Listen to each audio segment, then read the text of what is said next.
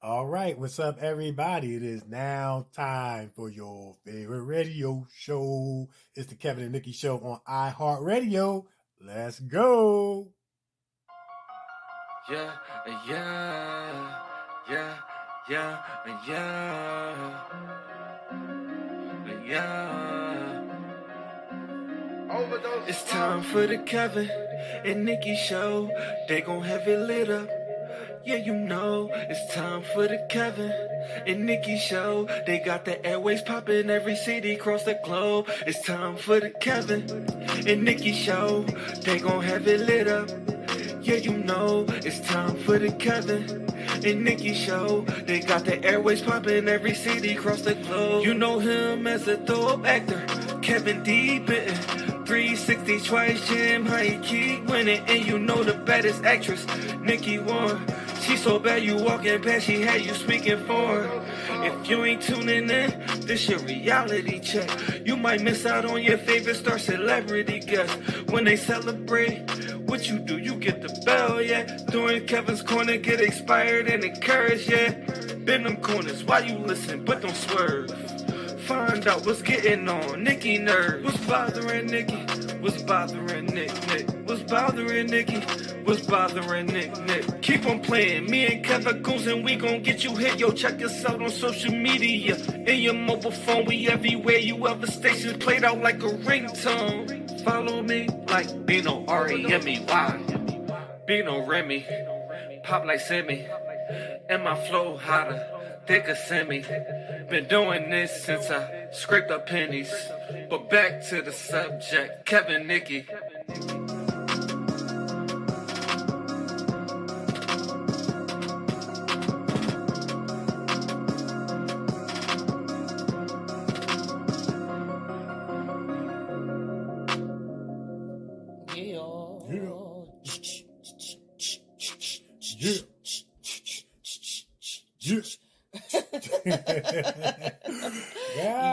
Man, that introduction never gets old. Man. Never gets old. This never gets old. I know, right? Well, we are back.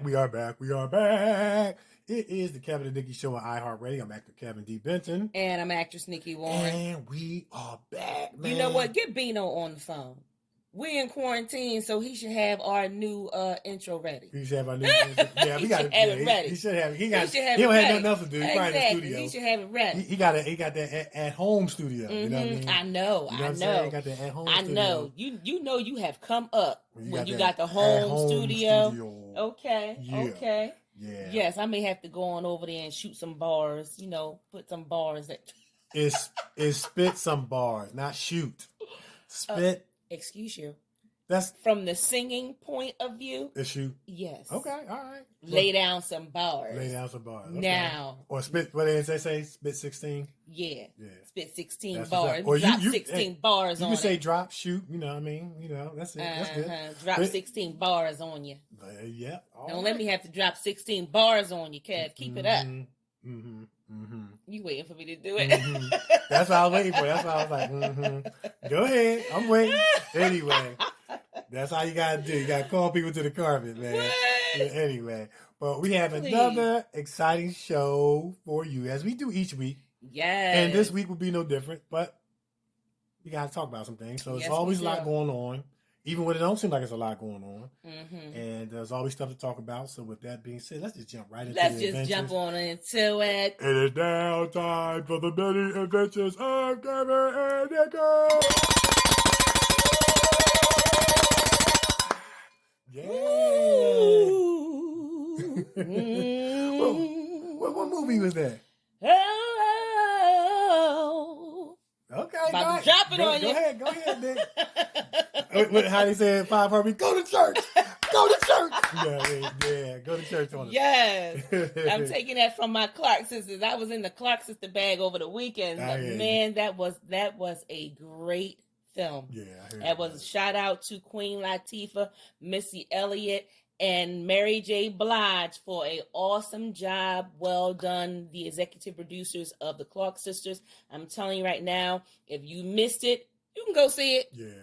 It came was Lifetime, right? Yeah, and it was a really really good film. The actors who they picked did a phenomenal job. They said that the actors look just like them. Yeah, they do. And I'm not going to give it away, but there is a surprise at the end. Mm-hmm.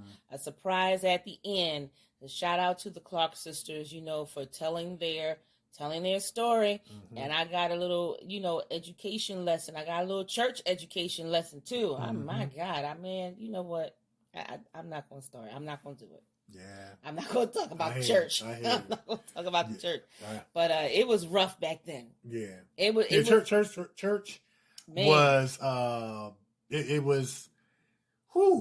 was rough back then. It was rough back then. It was rough back then. And it's still rough now, but it was rougher. No, it was rougher back then, then, especially when you were trying to make something out of yourself. It was like if you didn't keep it strictly church, you were looked down upon, you were talked about, man. you were judged, yeah, and sometimes excommunicated from the church, man. all kinds of stuff, man. Yeah. Put on trial in the church, stuff, that kind of thing. And rest in peace, Miss Maddie Moss Clark. She just had a dream and she had a vision of her girls, and I'm gonna tell you, all of them, it was 5 girls, and they all can sing, not sing, but sang. Right. They all can sing, and she just had a vision of them, singing together and becoming this group that, this huge, which they did, but it did not come without a lot of stuff attached to it. So if you did not get a chance to see it, check it out. Check it out. Yeah. I think that was the type of church they went to was Kojic. Okay. Kojic church, man. That church was strict. Okay, yeah. Yeah, that church was strict, man. Yeah. Living by the law. Yeah. And keeping none of them. You know what I mean? Anyway. I didn't say that, yo. Anyway, well, holding others to the law, but not themselves. Anyway, let's keep it moving. Let's keep moving. But it was good. It was good. Check it out. My hope is that the reality of what they went through in the church doesn't end up being like a stumbling block to those that to be able to say, see, that's why. You know what I mean? And it has that potential, but at the same time, you want to have that level of authenticity to the story and what they went through. So from that standpoint, it's good. Yeah, because we tell the story all the time about how we got started acting, and I tell you guys that I got started in church, and I told you guys how the first lady of the church that I worshiped at, she was big into the arts herself, and when it was time for me to realize that this is what I want, the acting was something I wanted to do, I went to the pastor and I said to the pastor, Pastor, I want to check this thing out. He said, go ahead. Well, something, but you have one of the positive stories. Yeah. Now, it's some negatives out there. Yeah. Now, suppose that would have went the other way, where they would have threw the Bible on the table and said, see, this scripture right here says this, and deterred you from your dream. You wouldn't be the multi-award winning actress that you are today, with a lot more stuff on the horizon. Yeah. You see what I'm saying? And it's just, we had to be careful, even without the Bible, without the church, what we speak into other people's lives, but then especially from the standpoint of the church, because I thought we were also, called to go out and exert our positive influence in whatever arena that we operate in. As they would say in church lingo, God calls you to operate in. You know what I'm saying? I mean, there are people of all over the place in every arena that are believers of faith and things like that, and they're representing well. You know what I mean? They're representing well in those. It's not about separation to the point from people. It's about separation from the world in your thinking. You see what I'm saying? It's about separation from the world in your thinking, not from people. Yeah. You know what I mean? And it's so funny you said that, because you guys got to check this movie out, because that's one of the things that Maddie said when they sat her down. Okay. They tried to sit her down, and she said, the word of God says go out. Yeah, we gotta go out. And, she said, God told me to do this. Right.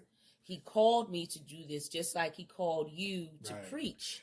You know what? And people in the household of faith who haven't heard what God called you to do or what he told you to do, if it's not strictly church-ified, church-centered, they're going to have a problem with it. They have a problem with God, quote-unquote, calling you to do something that's supposed to be secular. But, but in the name of infiltration, when you're going into these various different arenas, that's where you let your light so shine. Yeah. That's where you show love and can pray for people and support people. But if Christians were or believers were to only be around believers, how would they influence the world? How would you impact the world? But see, my problem of it was when there is a calling on your life and you start working on that calling and you have people who are trying to hold you down. God, first of all, God is not going to call you to no nonsense. He doesn't do that. He doesn't do that. He called them girls and her mother to spread the gospel through song. Right. And that's what they were doing. They weren't doing worldly music. They were doing gospel music, worship music. That's what she said the Lord called her to do, to share the music, not just inside the church, but outside the church. And even with that, they had a problem with it. They only wanted her to stay inside and ignore the calling that the Lord had placed on her. And they said, you let the girls go do the calling. You stay here. Right. And that wasn't right. I'm so glad you brought that up because, you have this dynamic where you have people in church who are strictly inside the church people. Right. And they're needed. Right. And they minister to the people inside the church or whatever they do inside the church. Right. Then you have those people who are inside the church and God is called out to go into the secular realms and just represent him through letting their light so shine, spreading love and stuff like that.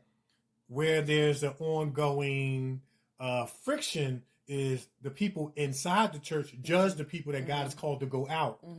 And the people who God is called to go out tend to look down upon the people who stay inside. So the conversation would be this. From the people inside the church, they would be saying to the people who going out, oh, y'all going out into the world and doing the devil's work. That's how they would classify it. But then the people who are going out would say to the people that staying in, oh, y'all not strong enough to go into these environments and represent God? So it's this ongoing battle where they're never going to see eye to eye. And that's why you have to know that you know what God has called you to do. Yeah. That's it. Yeah. Yeah, it's a very good movie. Very good movie. Y'all check it out. It's going to bless you because it truly blessed me, and it just it brought up a lot of questions. I had a lot of questions, and it just brought up some of the questions about faith and when the Lord calls you, and then when people try to block and like that. Yeah. But they became the first ladies of gospel, and one of my favorites is I'm Looking for a Miracle. And you know what? It's so interesting because people in the secular world like their music equally as the people in the church. And so they did end up reaching that that global audience, which is what the mother had for them.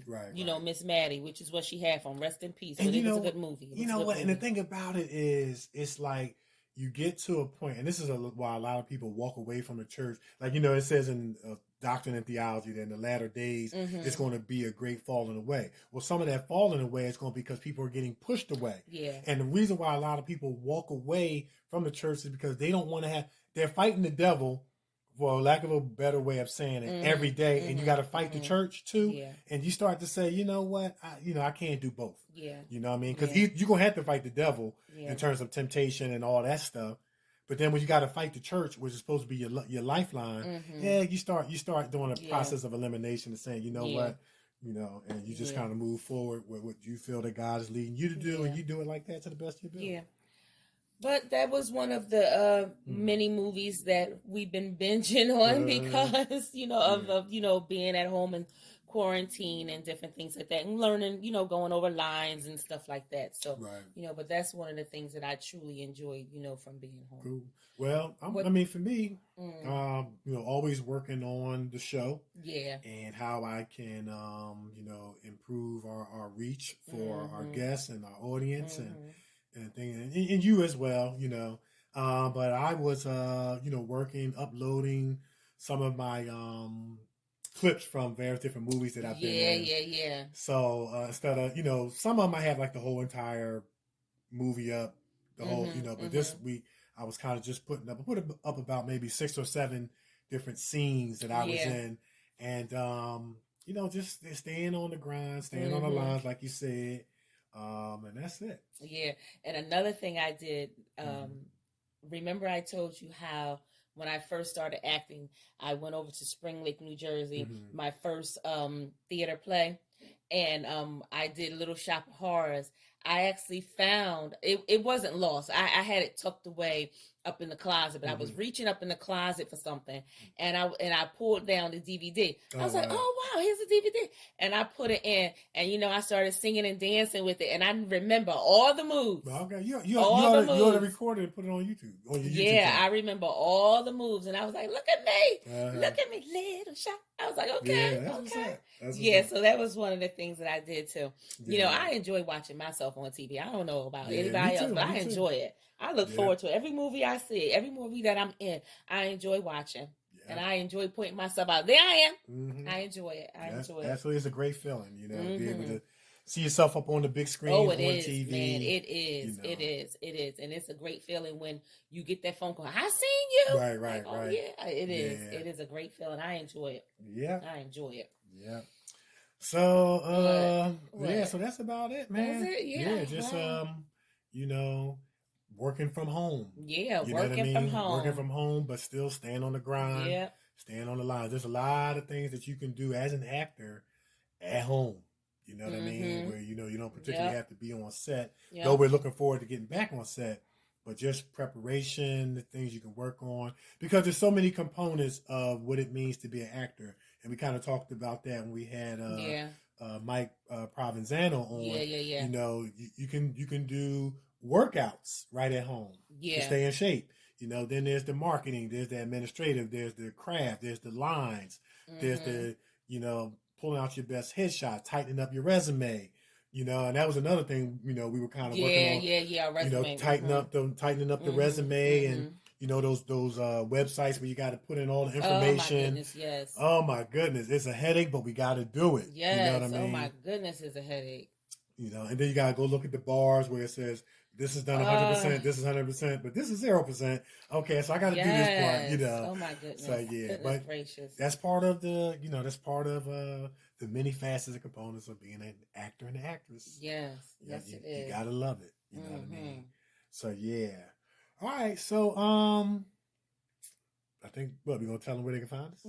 All right. So listen, you can go to YouTube. Check out our YouTube channels. Like, we upload new stuff, new clips, new scenes. Check them out. You're gonna really like them. Actor Kevin D. Benton, actress Nikee Warren. Then go over to Amazon. Check out Revelation Blue. It's a cop story, just battling between doing right, doing wrong, and find out what decisions that he makes in Revelation Blue. And it's a series, so check it out. Then we got Single and Anxious. A lot of love, lust, lies going on. I'm in season 2, 5, and 10, and I play Ronald, and I'm trying to deal with my own personal issues, health concerns, and all this stuff, and rear my daughter to make good decisions in the midst of all the drama that's going out there with her friends. You can check that out. Then check out the Right Path movie. You're going to see me get knocked out all movie. You're going to see my girl over here welding M16s, letting the other side have it. Yes. And you're going to really want to see how that gun battle go off, because it was good. The Right Path movie on Amazon Prime. Then check out Mercy on Amazon Prime. Check out Mercy. When you're in a position where you can take revenge because you've been done wrong, do you take revenge or do you show mercy? Is a story about the killing of unarmed African Americans and the situations that people in the community can find themselves in unexpectedly. While you're also on Amazon Prime, I just found out that Old Head, the TV series, is on Amazon Prime and YouTube. Yeah. Check it out on YouTube and Amazon Prime. Old Head, the TV series. They did it, Yeah. Yeah. And so I'm in the TV series. I'm in season 3. And I'm kind of doing my thing. I'm in season 2 as well. And I play a crooked politician, man. But for some odd reason, I do love the kids. Yeah. But then I'm back to my crooked ways. Don't ask me how I got my mink coat. Just watch it and find out. Yeah, he loves the kids and the liquor licenses. The liquor license. You want them liquor licenses? Every time I see you, Mr. Big, you talk about the liquor license. Liquor license. It's like, well, you get me, help me win this mayor election, them liquor license in your pocket. Yes, he loves the kids and the liquor license. The liquor license. Wow. Yeah. So yeah, you're gonna really love those scenes.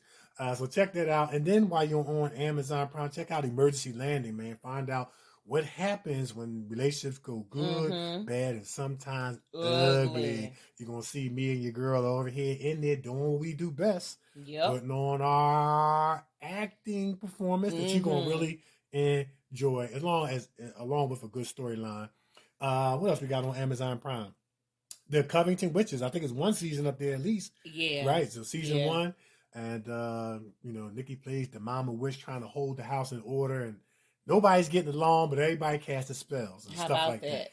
Everybody casting spells. Ain't nobody getting along. Ain't nobody getting along. So Nick plays the mama witch is trying to hold everything together, and so she might have to cast a few spells on all the the young witches. Yeah, make them sit down. Make them sit down or get along. One or the other. But check it out on Amazon Prime, and then go over to the Stars Neck. Check out Jason's Letter. Yeah, another good movie. Star-studded cast, the killing of unarmed African Americans, and the remedy that a young boy comes up in middle school with a research paper, and he does it by way of statistics of what could cut this down and or eradicate it. You're gonna see me and Nikee in there playing parents in the detention scene, and man, we have to resort to traditional parenting skills to get our kids to act right. And you're going to really enjoy it. Anyway. Yeah. So check out that on Stars. And then they have on YouTube the Recession web series. I'm in season 1. They're gearing up for season 2. You're going to really, really love that. So check that out. And, we have some things coming to a theater and or streaming service near you that we're going to be keeping you abreast about. We got 2 horror movies coming up. Yes. That's going to be fantastic. Yes. And I'm telling you, it's going to be fantastic. You're going to really, really enjoy it. And when I saw the clip of the one, I was like, I think we got a hit here. Man, listen. And then when I heard about the script of the second one, I was like, I think we got a hit here. You know what I'm saying? Not just that, but that thing is going to be bananas. Yeah. The costume for it is crazy. Yeah, that thing is going to be bananas. Yep. And so I'm going to say this, though. Even though productions have been on hold, directors, actors are in the lab. Trust me, working and preparing for this thing to be over, and how we all going to move forward safely, but how we going to move forward efficiently. So we're excited about that. So check us out. Check us out. Continue to follow us, go with us, flow with us, show with us, glow with us. Hey, we're going to keep going, man. You guys encourage and inspire us. That's right. That's right. That's right. All right. So are we ready for our special guests? And you know what? Before we, kind of pre-introduce our special guests, it's going to be a Fast 8 soundtrack. Yeah. It's going to be a Fast 8 soundtrack because our special guest is connected with Fast 8. Yeah. Yes, he is. All right. So you know what? We going to take a break? Yep. We're going to take a break. But before we do, man, listen. As Kev said, our special guest is connected to the Fast and the Furious. Yeah. Man, and he got so many awesome things. You've seen him in The Walking Dead, MacGyver, 24 Legend, The Have and Have Not, The Worst Nightmare, The Game, Necessary Roughness, and the originals. Man, I'm telling you, just hearing how he got started and his experiences of being on set is going to blow your mind. I'm telling you right now, don't go nowhere. It's the Kevin and Nikee Show on iHeartRadio. We're everywhere, and we'll be back. Mm-hmm.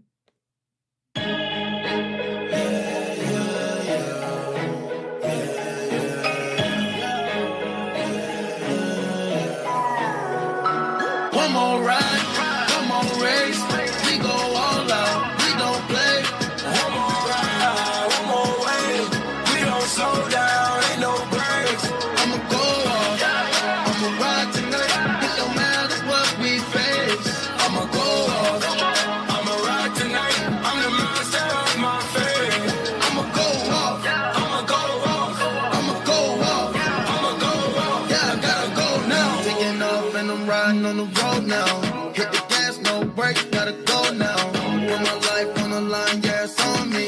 Blood rushing through my veins, no IV. Ride switching lanes, you can't stop me. You can smell the propane when you pass me. Ride for the game because I'm the chief. Helicopter hovering this high speed. Chase, drive straight. I'ma race to the cake. Flame on it, no change on me. All of us became homies. One more ride, one more race. We go all out, we don't play. One more ride, one more way. We don't slow down, ain't no breaks. I'ma go off, I'ma ride tonight. It don't matter what we face. I'ma go off, I'ma ride tonight. I'm the master of my fate. I'ma go off, I'ma go off, I'ma go off, I'ma go off. Yeah, I gotta go now. Nah, you rockin' with the ether child and overdrive, yeah. I-5 to I-9, we go all night. Yeah. Double low speed, double low shift. I hit the 4th gear, hope I don't drift. Souped up cars all around me. Hot boxing at a high speed. Wine lady driving, bad things on me. One more time on the road. One more time before we go. One more ride, one more race. We go all out, we don't play. One more ride, one more way. We don't slow down, ain't no breaks. I'ma go off, I'ma ride tonight. It don't matter what we face. I'ma go off, I'ma ride tonight. I'm the master of my fate. I'ma go off, I'ma go off, I'ma go off, I'ma go off. Yeah, I gotta go now. Gotta go now, gotta go. Swerving in my whip, can't slow down. Driving fast in cars, boy, I'm on the road now. Automatic star, my fit take a cold now. Yeah, rock star, heavy metal, no guitar. Why you pay so much for your Nissan? Because it's GTR. First I shift it quick and burn no rubber like a moving dart. Drive at night, I chop my top so I can relate to the stars. Yeah, relate to the stars. I'ma race you for a pink slip. I got nitrous in my car, so tell me what you thinking. My adrenaline start pumping, so I been stop blinking. One more ride, one more race. We go all out, we don't play. One more ride, one more way. We don't slow down, ain't no breaks. I'ma go off, I'ma ride tonight. It don't matter what we face. I'ma go off, I'ma go off, I'ma go off, I'ma go off. Yeah, I gotta go now.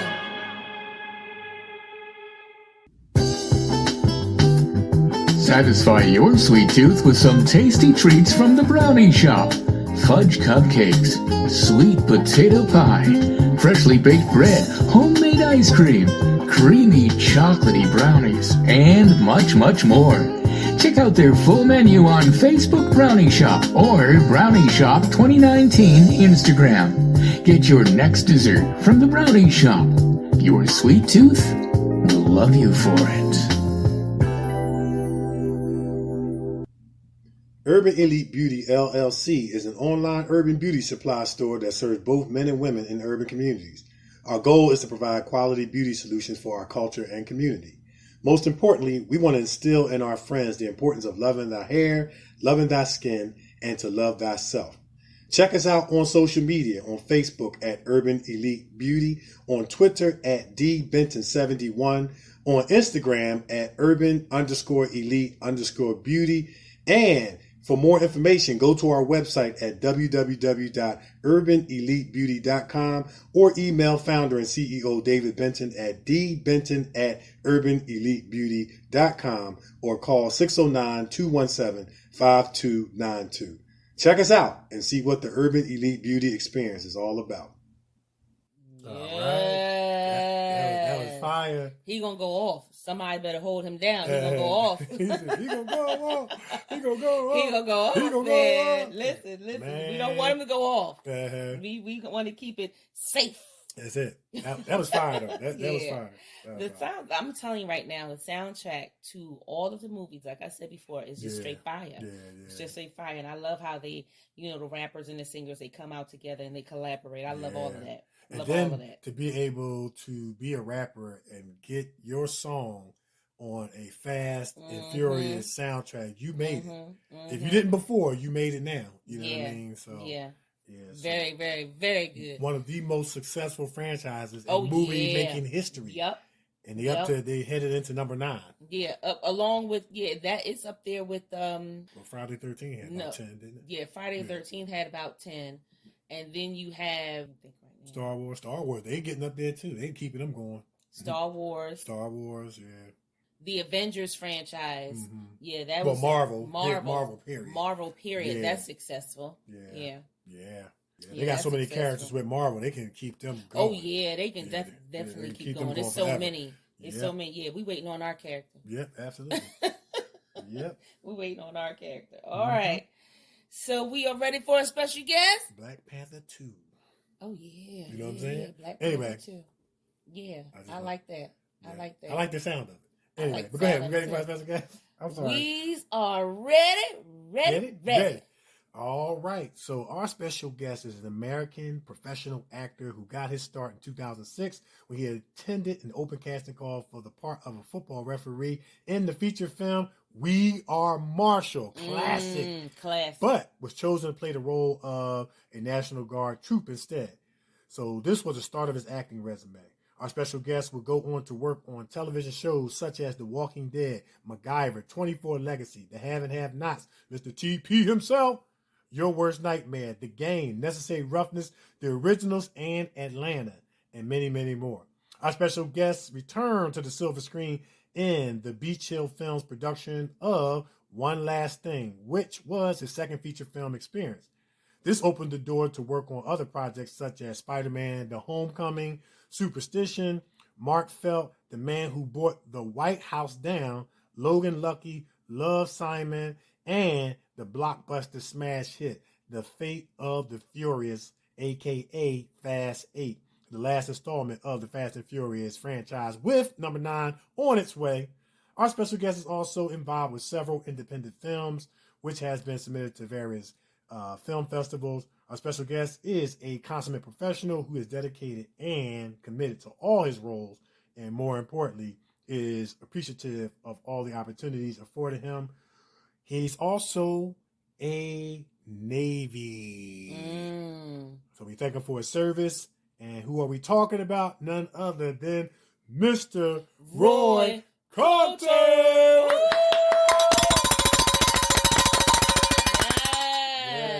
Yes. Awesome. How you doing, Roy? Hey, I'm doing well, Kevin, Nikee. Thank you for having me on the show. I appreciate it. Thank you so much. Awesome, man. We are so happy, glad, honored to have you on the show. And before we get started, man, we always want to thank our special guests and for taking time out of their schedules. I know everybody's kind of at home for the most part, kind of waiting for this coronavirus thing to be over, but yet and still, taking time out of your schedule, to come on the show and share with us and share with our listeners around the world. So thank you so much, man. You're welcome. I was just making some brunch for the family, kind of a breakfast brunch thing, and I said, okay, well, let me hurry up and scarf this down real quick. I ain't got nowhere to go. I hear you, man. Yes. Yeah. Awesome. And man, and we also have to say thank you for your service. We know you served in the Air Force? Correct. Yes. Thank you. Yes, thank you for your service, man, and we really appreciate that. And it's so neat to see people like yourself who are in the acting industry but have served our country. And it's one of those things where, acting has its, place and purpose, but the fact that you guys protect our borders is why we have the liberties that we have, to have the lives that we have and do what we do. So we want to extend our thanks for that too, man. Absolutely. Yeah. Absolutely. Oh, thank you. Yes, it was an honor to serve this country. I appreciate that. Awesome. Yeah, absolutely. So you know what? We're just going to jump right on in. All We right. ready? Are we ready? All right, let's jump right in. Yeah. So you've been with so many awesome people on set, but I like to start at the beginning. So tell our listeners a little bit about how you got started acting. Oh, okay. The love of acting for me really started by accident. It was back in high school. I had moved around. My father was a career sergeant Air Force man, and So I went to 3 different high schools. So when I finally bounced to the last high school I was in, which is in Chattanooga, it was either junior ROTC, in which I wound up taking, or drama class. Okay. And so I talked to the counselor, and they said, yes, I could take both of them, which, so I took both those classes, and then so I'm in drama class, my junior year of high school, and that's where it really started to evolve for me. I thought this would be fun. I'm like, okay, this is very interesting. I like being somebody that I'm not. I like that. Yeah, because, acting lets you put on that several different personalities in that persona of like, I'm tired of being Roy Coulter. I go to school, get up, come home, I'm Roy Coulter, but drama class lets me be whatever my imagination will allow me. Yeah. So I really enjoy that, but once I wind up graduating high school, it slowed down. I mean, there was no more drama classes or anything, and then I thought, well, I might just go ahead and go into the Air Force, use the junior ROTC skills, and I went straight into the Air Force. And then I served 21 years, and during my time, I didn't let it go. I had an opportunity, which I'm so proud of. When I was stationed in the UK, 90 to 94, I got a chance to get back into acting, but on the theatrical side, which is totally different from film acting, as everyone probably knows. But theatrical acting, I said, I'm gonna give it a shot. So I got to train for 2 weeks at the Stagecoach, which is huge in London. Okay. And I'm still on active duty, still serving. But they taught me stage presence, how to look, how to give gestures, a little improv. And then after that 2 weeks, then it really stuck with me. But I was already serving, so I can't get out. I've got almost 10 years in. I'm also go ahead and stay and retire, and which I did. So in 2006, when I retired from the Air Force, then I picked it back up. That's when I picked up acting again. I got you. And been doing it ever since. There were some sabbatical times, between 2006 and 2000. I think 16 when I was off and on. But because I was following another passion of mine, and the other passion of mine is I officiate college football. I've been doing that now for 30 years as far as officiating football altogether, but on the collegiate level, it's been 6 years. Okay. And so if I'm not acting, you don't see me on set somewhere, then you'll see me on a football field on Saturday. I got you, man. That's awesome. Following two passions. And it's what I thought was so interesting was, you have your, like your military background. You play a lot of roles where you're playing like the security guard and things like that, like you did in Fast 8. And then you're a professional referee and, you play some roles where you were actually refereeing. So, nice. It's like your life experience is really coming in to handy. So with that being said, how does your, real military background, come in handy when you're playing like that security guard in Fast 8? You're walking the rock down the street, about to take him to prison with the other guards, and I'm telling you, man, you had the persona, you had the look, you gave off that I am a security guard and I'm not playing no games. And you didn't have to say a word, but it permeated from you, So talk about how your military background helps that, and even talk about how your officiating football helped you with your role. I know you was in an officiating role with Shaquille O'Neal. So talk about that a little bit. Mm-hmm. Okay.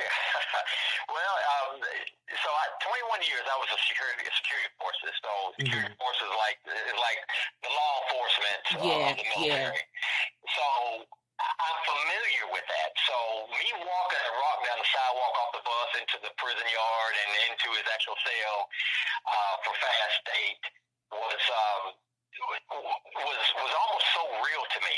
It's like I've done that before. Right. I've escorted prisoners before, and I've walked behind them, and I had that death stare. Yeah, man, you had the death stare, the stone stare, you had the look. I'm telling you, man.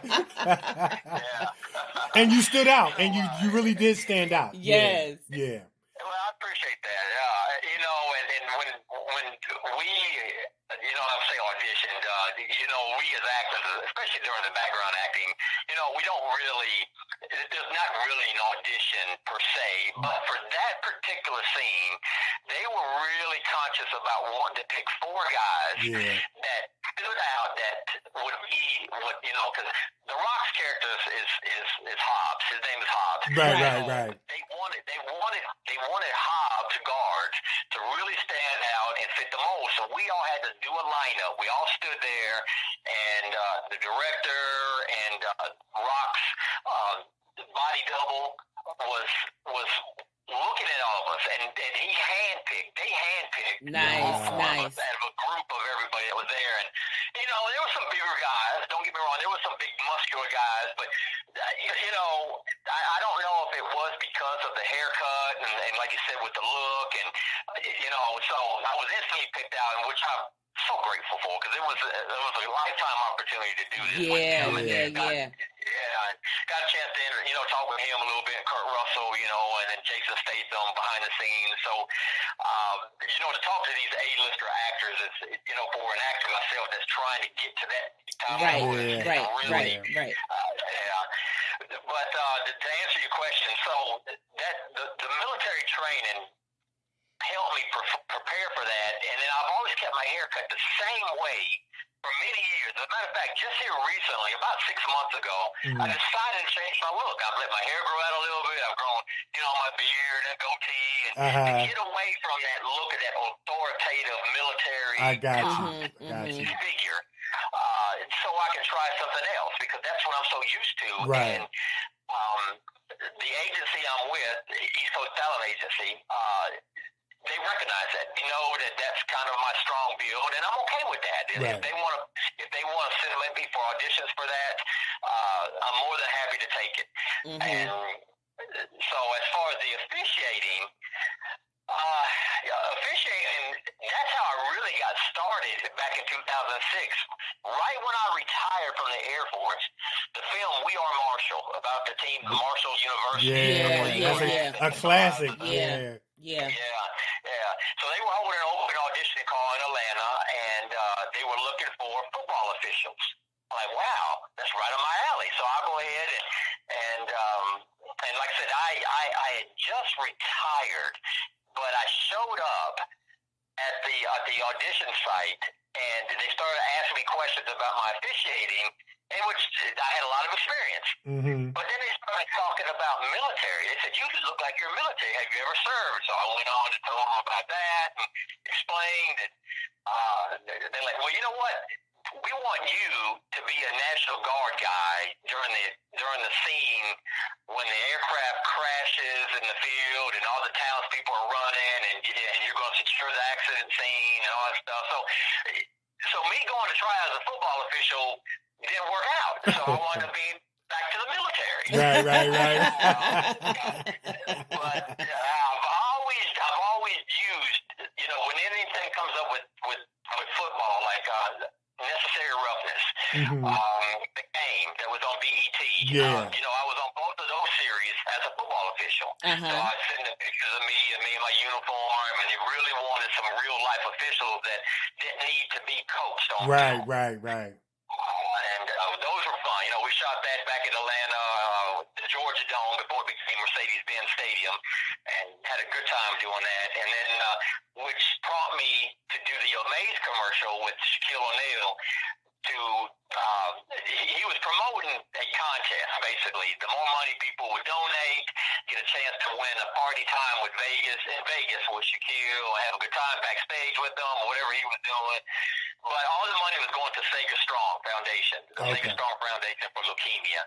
And so I got contacted and asked me would I be willing to be a basketball official, in which when I first started officiating back in 1988 is when that was the first sport. Basketball, so I've done it for a couple years before I went into football. And so I said, sure. And I was on set with TBS, met him downtown in Atlanta.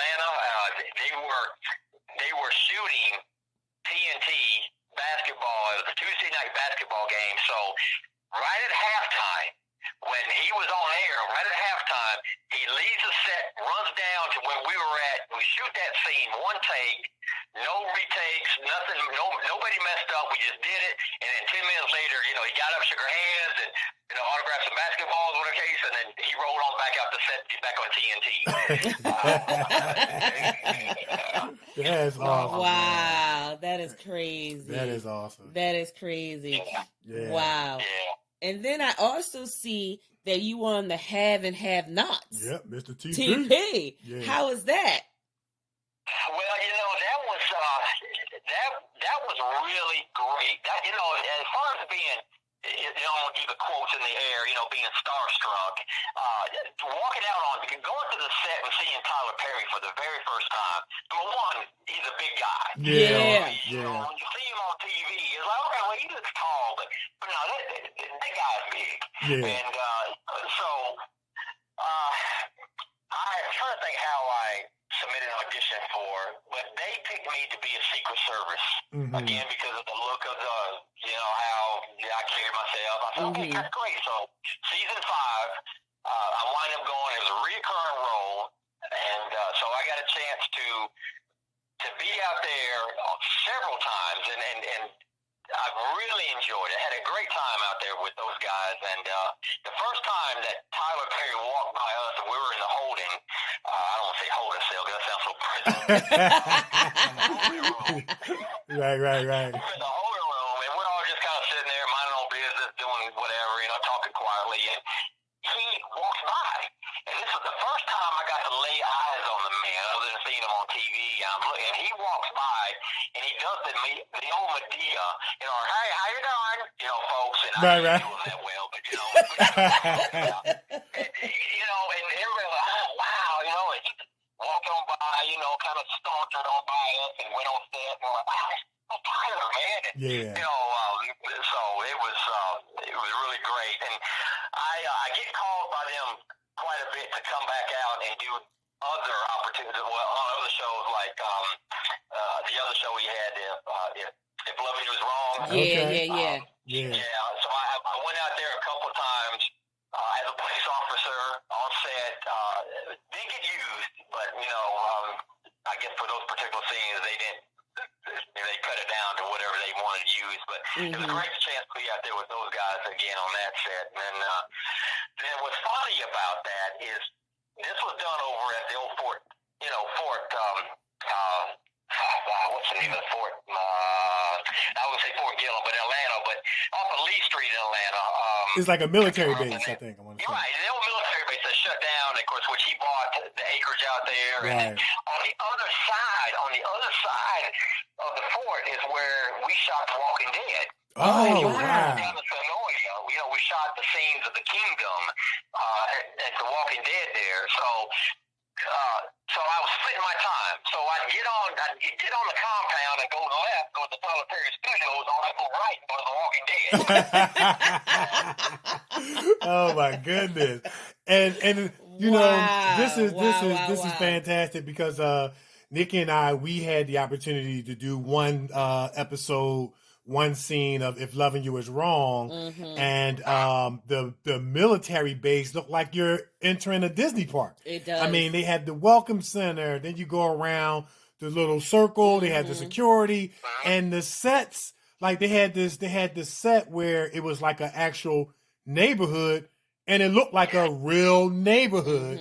You know what I mean? And I mean, I was the same as you, man, to see, and I'm sure Nikee, I speak for Nikee as well, when Tyler Perry walked by, there's that little kid in you, that fan in you, that wants to be like, they go Tyler Perry. But you got to hold it all together and be professional. And so Nikee played an inmate visitor. Yeah, I was visiting an inmate visitor, and I played a detective. Yeah. Sitting at the desk, acting like I was working on a case, and he was right across from me. I mean, no more than about 6 to 7 feet. And I'm telling you, before he said action, I'd be lying if I didn't say I wasn't looking over there because it was this is an icon. This is somebody who we, like you said, we see on TV and it's like, oh my God, I'm in the same room, I'm on the same set. Yo, he just walked by me, so we sharing that fascination. We sure do. But while we're on the subject of Walking Dead, you made that right turn. Was it left or right? Right at the traffic, that little circle that we're talking about. Right. Right at the traffic stop. You hanging right over Hanging there. right. Okay. So talk about your experience on The Walking Dead. Yeah. That one came to me by accident because a lot of the postings that we saw about Walking Dead, and I was on there for season 7 and season 8, so a total of 4 episodes. Wow. And when they were doing posters, it was disguised. They didn't say what they were filming for. It just said, we're looking for these people to play these particular roles. If you're interested, contact. And like if you ever look for all the different roles, and I know you know what I'm talking about, you'll see the breakdown. Who is it being directed by, the production title, and blah blah blah blah. But this one wasn't. Like, okay, I don't know what this one is, so I'm just going to take a chance and submit. And then when they wanted pictures of me, like if I had any type of military uniform, and I submitted. And next thing I know, I got called in to go to Tyler Perry Studios, but again to go to the right. And I still have no idea what this was for. And I get to that gate shack. And I said, I'm supposed to be going here at this time. And they said, oh, okay, so you're going to the Walking Dead set. I'm like, what? He said, what? Yeah, I'm like, okay. So I was so ecstatic. So when I took that long, windy road on over to the set, and met with the casting directors, and they said, okay, well, we want you to play a Kingdom Guard, for one of the new kingdoms that's up and coming. And I'm like, okay. And they told me basically right off the bat that if I played it right, then chances are whenever they start to talk about a huge fight scene that would later come on, which I think was late. I think it was late in episode 7 or early 8. There's going to be a huge fight between the Kingdomers and the Saviors, O'Negan Saviors, and there will be a lot of folks be killed off. But I could probably stick around if I played it right. Okay. The pressure. The pressure is pressure's real, on children. you. The pressure is really. So I made sure that some of the scenes that I can be seen. You can see me walking. I'm at the entrance of the gate, letting Carol, playing Carol, one of the stars of the show. I'm walking in, and then some other scenes where the main cast members, the lead characters, are standing around. I'm kind of within arm's reach from them and walking by them. But I made sure to stay away from the battle scene so I wouldn't get killed. There you go. Yeah. Right. So I don't know if it was a hint to me, so I made sure that I would not be found in those scenes, so which allowed me to stay on my character. And then I think season 8-1 and 8-2 was the last that I did The Walking Dead, and they introduced a new group of people, the Whisperers, and then I auditioned as a character for a scene that was going to be a supporting role, but they found out that I was already on set as a Kingdom Guard. Right. They didn't allow me to come back because it would be kind of a conflict of interest. So I never got to go back to The Walking Dead. Now, the only time I could probably do that is if I go back as a Whisperer and wear one of those ugly masks. Right. Yeah, that's awesome. Yeah, that's awesome. Now, when you were in Fast 8, I mean, you got a lot of screen time. You mentioned, and with the filming The Walking Dead, about positioning yourself. They say always know where your A and B cameras are. Talk a little bit about that in terms for actors. When you're on set, maybe positioning yourself so that you can get that screen time within the scope of the director's vision, of course. Right, yeah, definitely.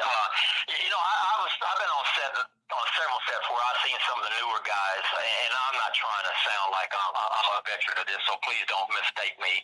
You know, I'm a late bloomer in the game. I'm 54 years old. I'm trying to get there. So every little step is a baby step along the way. But you know the newer guys when they come on set for the very first time, other than those that have been on set before. And I've noticed a lot of guys that were doing that. They were so conscious about where the camera is, and they really wanted to fake the funk. Right. On how they were, on how their character was. And I tell you what, Tyler Perry was quick to notice that too on a couple people. And that happened. And I'm not trying to jump from one program to another, but if Loving You Is Wrong, when I was out there on one particular scene, one of the police officers didn't look natural talking on the radio or pretending to talk on the radio, and he was really looking at the camera or trying to find the camera and then talking into the mic. Well, Okay. And cut. You know, hey, you know, you can't do this. You know, why are you doing this? Don't look at that. Act natural. Right. Pretend that it's not there. And so anyway, so going back to Fast 8. There was two cameras that was being shot on the scene, particularly when we're coming off the bus, when we're actually escorting the Rock off the bus and walking down that long sidewalk. It's almost like the Green Mile, you know, that last mile step before you go into the death chamber. Right. And that's how I felt when we're walking down that sidewalk. So we had a camera that was basically in the air, you know, that was shining down on us, and then we had another one that was almost at ground level, and or eye level really, and then the director basically stated that he pulled all four of us to the side and said, "Hey, listen, guys, this is what you're going to do. There's going to be cameras. There's going to be panning along with you, but just walk him down the sidewalk and stay focused. Right. Don't look. Don't pander your head around. Just walk to the, you know." And so, and that is important because these guys, these directors, and even the A-lister actors like Kurt Russell. I mean, he's a consummate professional. And he's been around the game for so many years. Yeah. Big Trouble in Little China. That's one of my favorite ones. Yeah. You know, so they're aware of when people do this, and we as the actors might not think, I mean, just a little look and turn to look at the camera, they're not going to catch that. Yes, they will. Right, yes, they will. Yeah, they will. Yeah, because the look on your face was crazy. He didn't blink. Yeah. He didn't smile. It was straight Straight on. Straight ahead. He reminded me of those guards that stands outside the Queen's house, like they're not supposed to move Stoic. at all. Just stoic. You can go up there and try and mess with them. They don't move. Your face was just like that. Yeah. Well, all right. So you promised me to tell you the story. So I'm going to tell you the story because I tell the story quite a bit when I talk about Fast 8. So if you recall, so the Rock is chained by his wrist in front of him. So he's handcuffed, and he's also chained at the ankles. Right. And then there's a long chain that is falling behind him on the ground, kind of like a tail, you know. So, you know, he's walking kind of staggered with his legs spread apart, you know, kind of swaying back and forth as he's walking because, again, the chains are keeping you from taking a normal step forward. Right. And once we got ready to walk into the compound, again, we're outside. Once we got ready to turn and go into the compound of the jail, I get directly behind him. And all of a sudden, I step on that tail chain. Oh. And he goes to walk, and then the tension stopped him from walking, so he trips forward. And, you know, oh, man, you know, I just tripped the Rock. Wow. We go behind the wall. Yeah, and then everyone's quiet. It's still filming outside. There's a scene with Kurt Russell is still talking, and we're away from everybody. So we're all standing there quiet, and I'm standing there, and I got my head down. I'm directly in front of me, and I can see him looking at me with that stare. And I'm like, oh, my God, you know. And so all of a sudden, you hear the director outside of the compound away from where we're at. He says, you know, cut. And then I look at the Rock, he looks at me, and I throw my hands in the air and I shake my head back and forth. I said, man, I'm really sorry. Big guy, you know, and I'm 6'4", and I'm not like you, Kevin. I know you're 6'8", so you're a big fella. I'm 6'4", you know, and the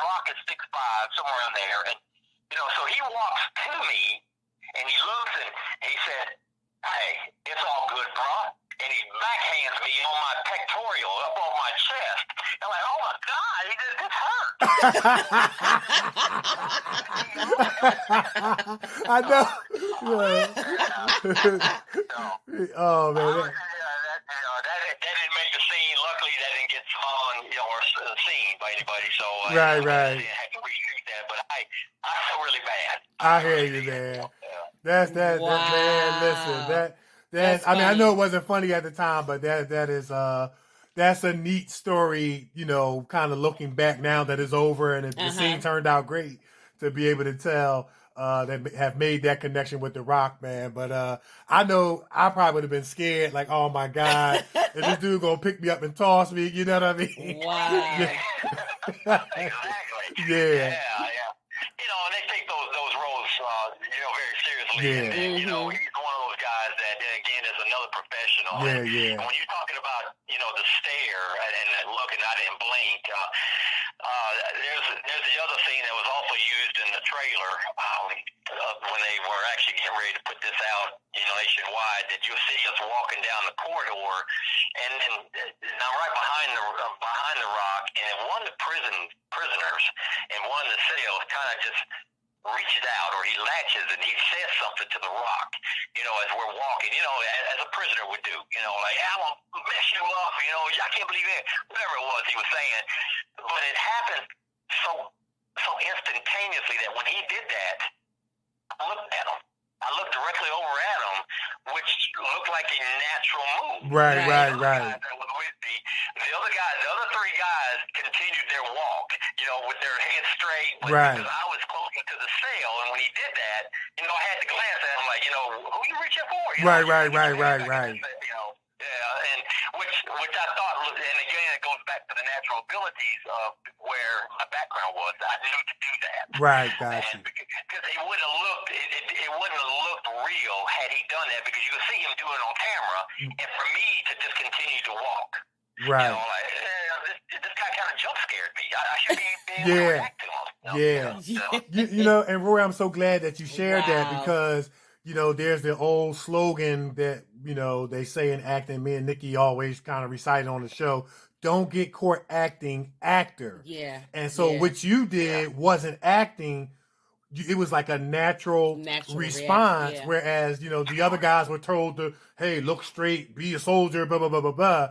And yours came off very, very natural, and your background had a lot to do with that, man. Right. And it came out. The scene was great, man. It really was great. And I like when he picked up Clint Eastwood's son and had him pinned up on the wall and stuff. And y'all guys looked like y'all were about to move in, and it was just great. It was a fantastic, memorable scene. It really was a memorable scene that stuck out. And of course, The Rock's in it. Yeah. But everybody, all four of you guys did a phenomenal job. But I had to, and I'm not just saying this because you're on the show. You stuck out. You really did. You stuck out. Yeah. When he picked him up, they didn't flinch. They didn't do nothing. They just looked. I was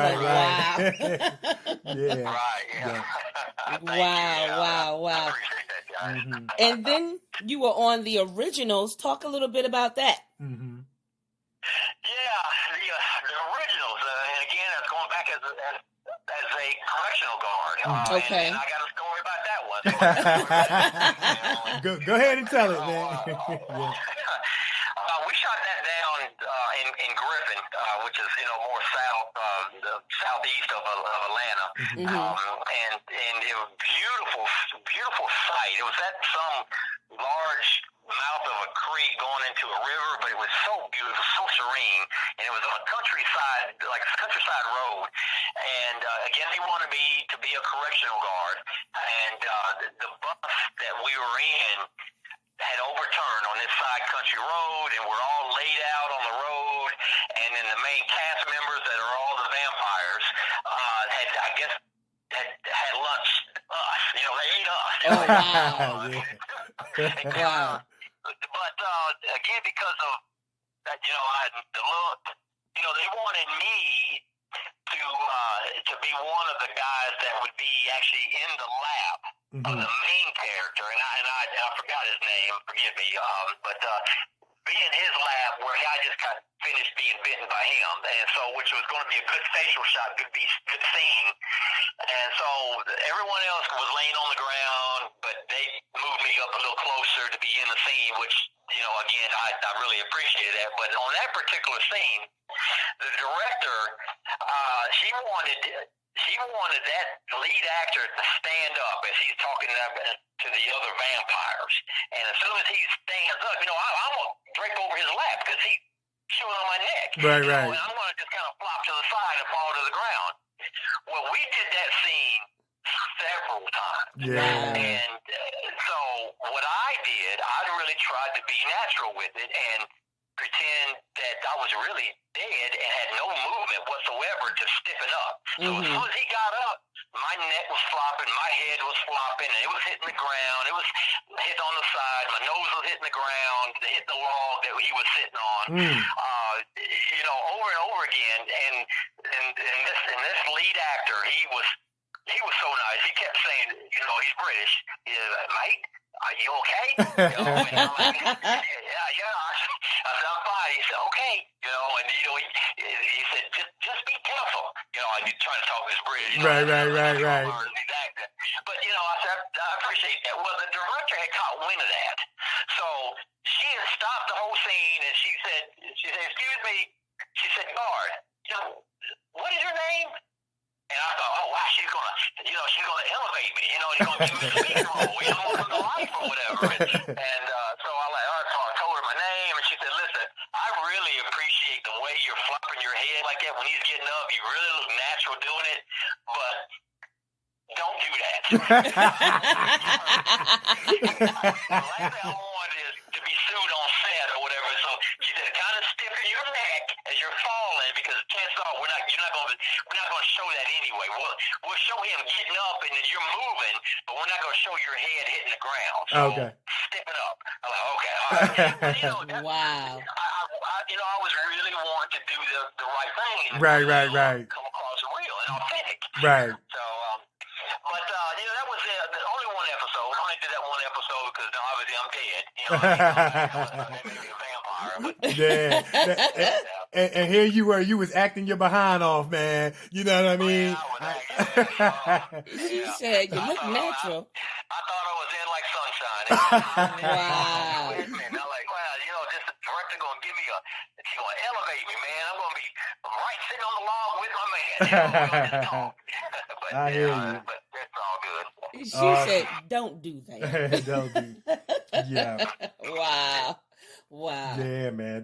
That's great stuff, man. To be able to get some of the behind the scenes, stories of what goes on set. And like you said, man, it's always an honor to, be on set with the A-listers when you get that chance, or the leads, and get to interact with them, man. It's always fantastic. Now, you were in Spider-Man Homecoming. Oh, that's my favorite. Now, that's one of our favorite movies. Like, we're actors too, but we're fans as well, man. Talk about that experience, and did you get the chance to meet Tom Holland? I saw Tom Holland from a distance, and now the distance was about 50 feet. He was one of those guys that, almost like The Rock, whenever you're not shooting, if you're not talking to the director or one of the writers, you left him alone. Okay. No one was around him, and that was the case when I saw Tom that particular night. We shot that scene that I was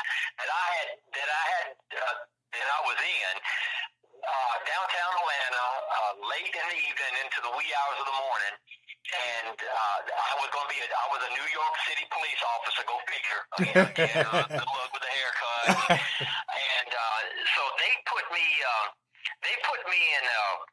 If you recall the scene, the bodega had just exploded, and Spider-Man, what Spider-Man at the time, Peter Parker, he sees this on the TV, that the bodega where he quite frequently had just exploded. It was on a corner, on the street, and they put me in a police car with a stunt driver, where we were going to just speed into the scene real quick, and tires squealing, kind of, we're sliding into the scene. We get out, we're going to rope off the scene. The owner of the bodega comes out, and we talk to him real quick, about what happened, blah, blah, blah, blah. And so that whole scene, probably, as little as that was, I mean, that took all night and hours. And because they were really exploding, they would fire. The fire trucks were out there to really put out the stuff, and it was really authentic. And Tom was on set, but he had just got finished shooting a scene where the ATM machine got robbed and all the thugs, and he went to fight the thugs in the ATM area. Cause it was one of those ATM machines that's inside of a corner building. There's all glass around it, so you kind of protect it as you walk in. Right. The element. So he was on set, but he stayed out of it because that particular scene he wasn't called into action. So he just kind of basically watched, and we could see him over there, but again he was by himself. And so we shot that scene, and I don't know if it was really ever used again, because when Peter Parker was looking at it on the TV, it's like he's watching it on TV, so you could just barely see the scene of the bodega exploding. Right. And where we're driving in. But again, it was, Marvel Studios. It was great to be on set for that one. Yeah, man. Yeah, absolutely. Absolutely. Wow. I mean, if you on a set of Marvel Studios doing crafties, I'm putting that on my resume. I did crafties on Marvel Studios. Lord. You know what I'm Really, saying? man, really. Absolutely. Marvel Studios, you best believe it. Really? You best believe it, man. Okay. Yeah. Definitely. And when Marvel Studios came to Atlanta, of course they purchased Tyler Perry's old studios that he had over, I think it was over in Greenbrier or whatever. Yeah. And so I got a chance to eat up in their commissary. And man, I tell you what, you feel like a celebrity. You walk into that commissary when it's lunchtime to eat up at Marvel Studios, man, they treat you like you talking about world class. Nice. Yeah, absolutely. Now, was that where they filmed Black Panther by any chance? Yes. Yeah, I guess. Yep. And of course they shot a lot of that too, in the downtown area, and some other scenes, and as well as Jumanji, with The Rock and and Kevin Hart. They filmed that over there close by Mercedes-Benz Stadium, that little parking lot. There's a scene. So yeah, as you know, they bounce around all over the city, use different Right. Nice. Now, of course, you have a family. What does your family think about you acting? And when you were in the Fast and the Furious, the originals, the Walking Dead, like what kind of excitement goes on in the household surrounding you and acting and different things like that? That's a great question. My wife, bless her heart, is very supporting. Very supportive. She knows I have a dream, and she's willing to let me live that dream and follow that dream. And she's also an Air Force veteran. She just retired the 1st of February. Okay. 6 years. Well, we want to thank her for her service as well. Absolutely. Thank you both, guys. Thank you, guys. Yeah, I'll let her know that. Yeah. So she was very excited. Me doing Fast 8 was like almost like the pinnacle of the acting career to turn it around for me, because I thought of a time that I'm not going to. This is hard to get in, as you know. It's very hard. There's so much great competition out there, and you don't know what the directors are looking for. You might have gave the greatest audition in the world, and all of a sudden you don't get selected. So it kind of plays on your psyche a little bit. So I thought that absolutely. I wasn't going to do this. And but my wife was there to stand by me and said, "Listen, this is what you want. I'm behind you." And she's acted as a reader for me on several auditions, and when I do some of my self tapings. And here lately, she could get a little frustrated because if you do a self tape, you're not going to submit the very first one. Right. Yeah, that's right. Maybe the 20th one. Yeah. But jokingly, we kind of laugh about it and we move on. But as far as the other family members, they're excited. I mean, they see it on TV. We posted it, and then a part of it is trying to network and get your name out there. Yeah. And so they do a good job of helping me do that. And, That's very, great. very supportive. That's great stuff, man. Nice. That's great stuff. And I know that they're very, very proud of you, man. We're proud of you as well, man. And, you are an encouragement and inspiration that it's never too late to chase a dream. It's never too late to chase a dream. You've been in more big titles, in your short tenure than people who have been doing this thing for like 10, 15 years. Yeah, man. Yeah, And so absolutely, you were definitely an absolutely. inspiration to say, hey, don't quit, hang in there, don't give up. And with a team behind you, like your family, hey, man, this thing, good things can happen. So, Mm-hmm. yeah, man, want to continue to Right. wish you continued success and blessings with that. And Thank you. man, we gonna have to make this a part 2, man, because we're gonna go on forever. But Roy, man, we just want to say once again, man, thank you so much for coming on the show, sharing your experiences, the behind the scenes stories, and sharing with our listeners around the world. And as we always say, once you come on the Kevin and Nikki show, Your family. We got to give him the bell. He get the bell. You get the bell. Absolutely, man. Yeah. But before we let you go, man, put your social media out there, how people can follow you.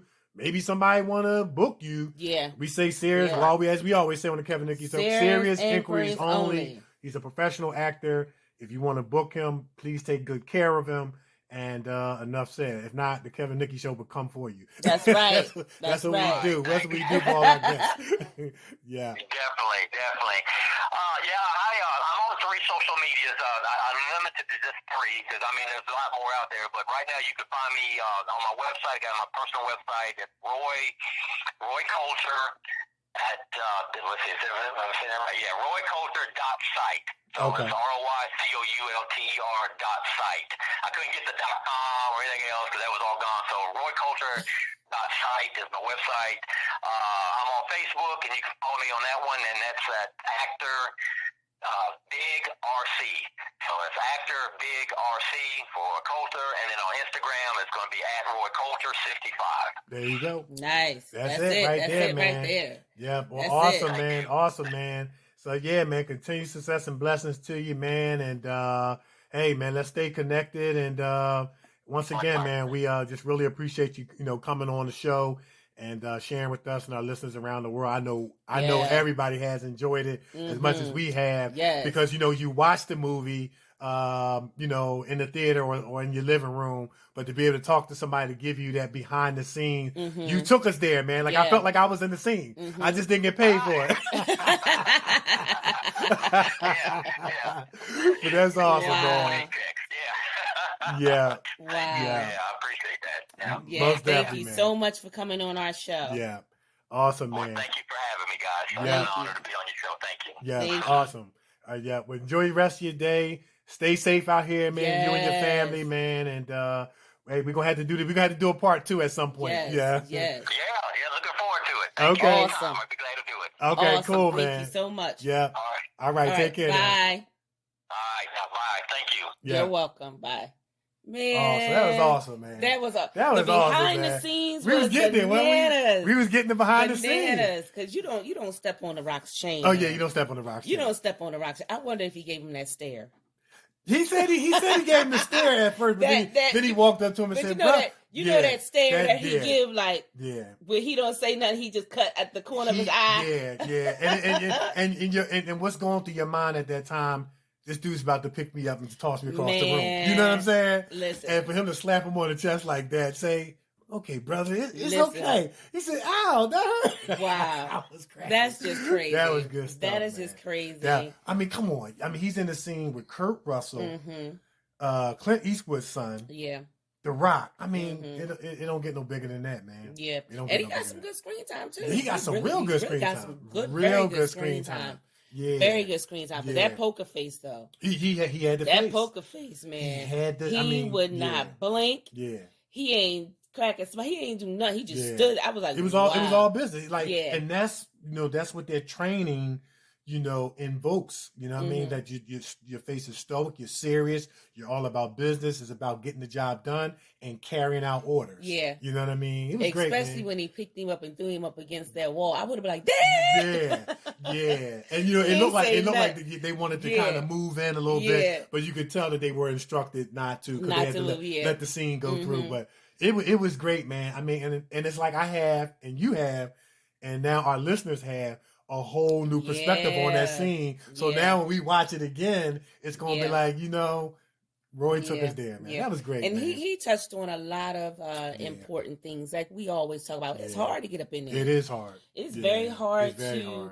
very hard to get in. And when you finally get in, it's like you have that golden ticket. Yeah. You know what I mean? You have that golden ticket, and that ticket is very hard to get. Yeah, absolutely. And it just seems like it's only a select few that get it. Yeah. You know, and to all of our listeners out there, you know, who have been encouraged by our special guests, keep going. Yeah. Keep going. That golden ticket is coming. It's coming your way. Keep Yeah. going. Don't give up. Yep.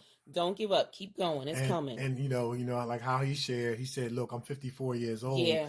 And like I said, he's been in some major titles. The Have and Have Nots, Walking Fast Dead, Walking Dead, MacGyver. We didn't get a chance to talk about that. Yeah, the originals, The Game, Necessary Roughness. Man, he's been in some major titles, and you know, it's encouraging, especially for actors who may have gotten a late start, or you maybe feel like you're up in age, because you know how Hollywood makes you feel like you got to be like 25 and under, you know, that kind of thing. And he's a living testament that if you just hang in there and you have a good support team behind you and that a family, and he got that look, and he got the training in the background to play those roles. Yes, he does. And that was great, man. I feel, I mean, I'm sure I speak for you. It's just an honor to, to have him on the show. Yeah. A person, he's so humble. Yeah. That permeated through his conversation. He's very, very humble, thankful, and grateful. But he's been in some major titles, man, and that did not go unnoticed, and not unspoken about. So. Yeah, and he plays football. Well, he coaches, right? Football. He's a referee. He's a college referee, and he even referees basketball. Yeah. So I play a little basketball myself. In your former life. I was Joan of Arc in my former life. You was Lisa Leslie in your former life? I sure was.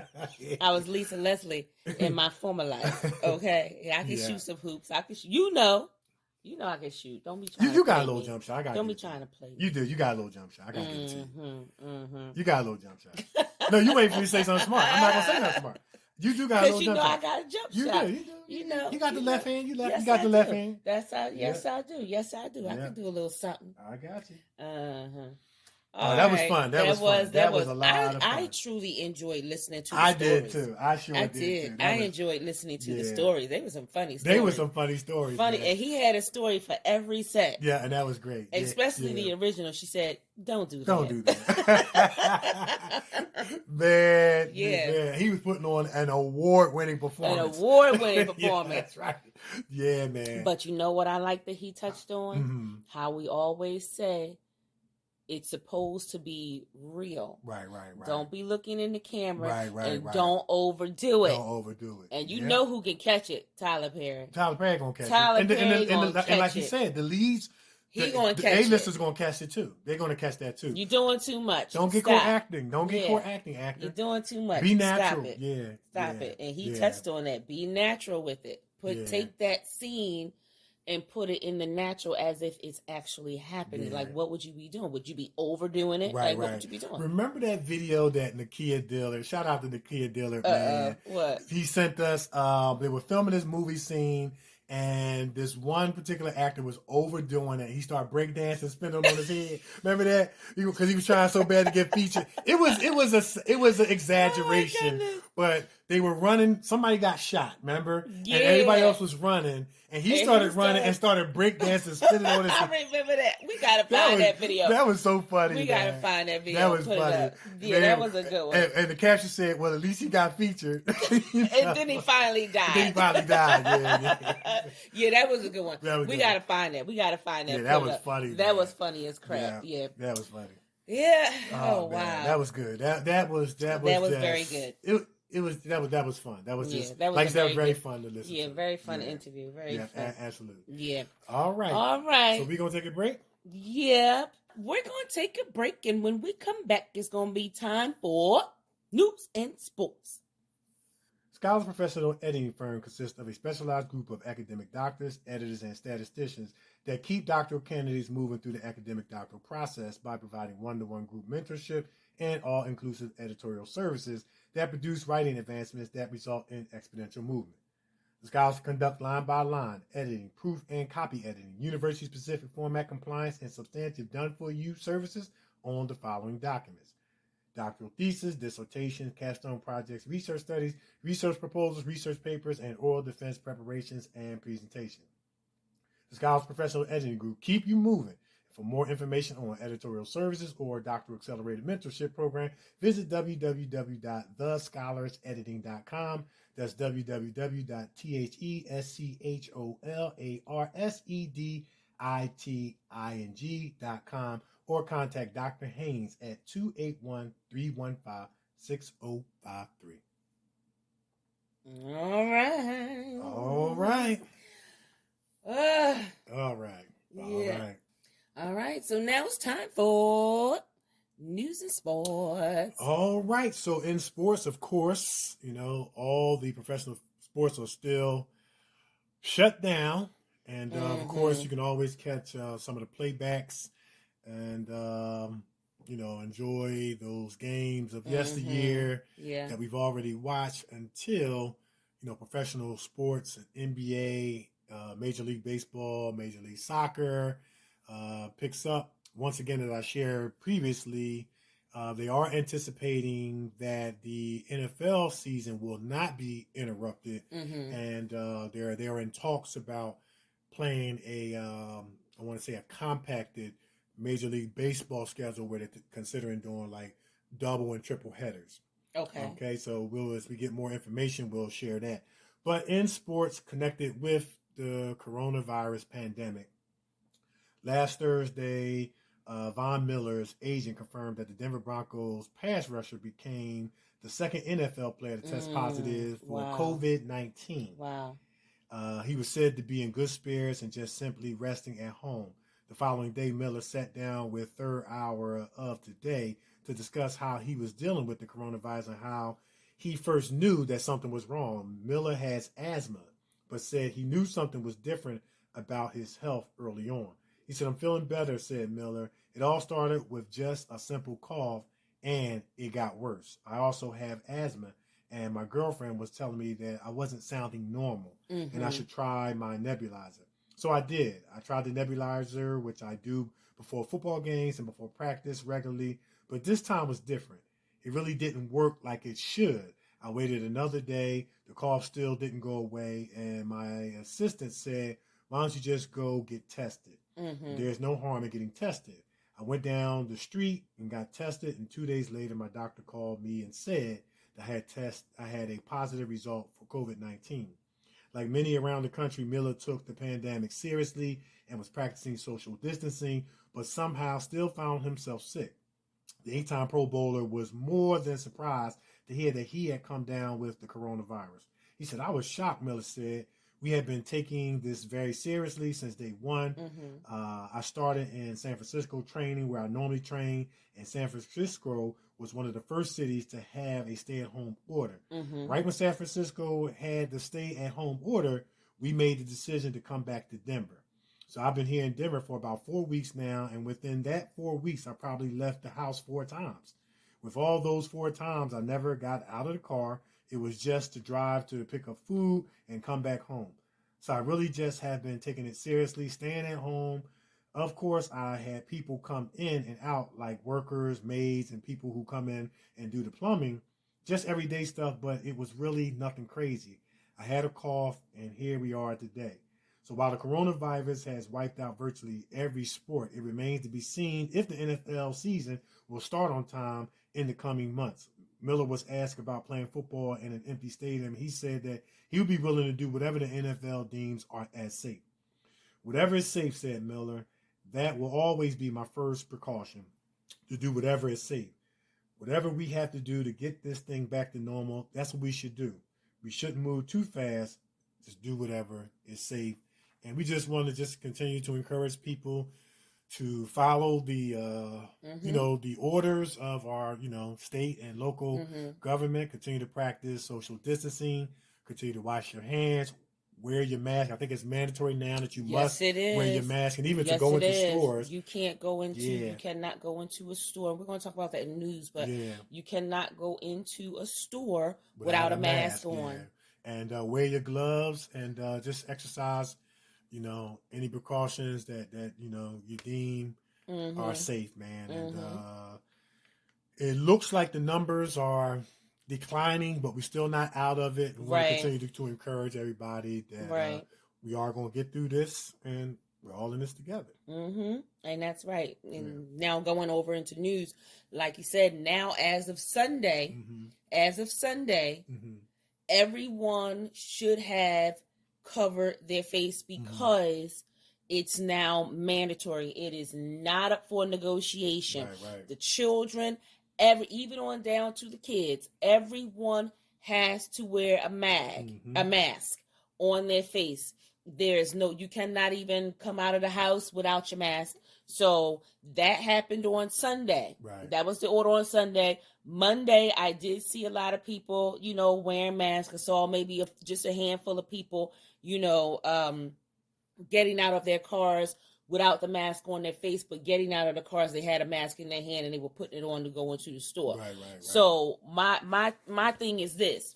Everyone's talking about how, they want to get back to, our normal lives and different things like that. Well, this is how you do it. Right, this is it. This is how you do it. Yeah. Wear your mask. You are not allowed in the store without it. And now let me also tell you this.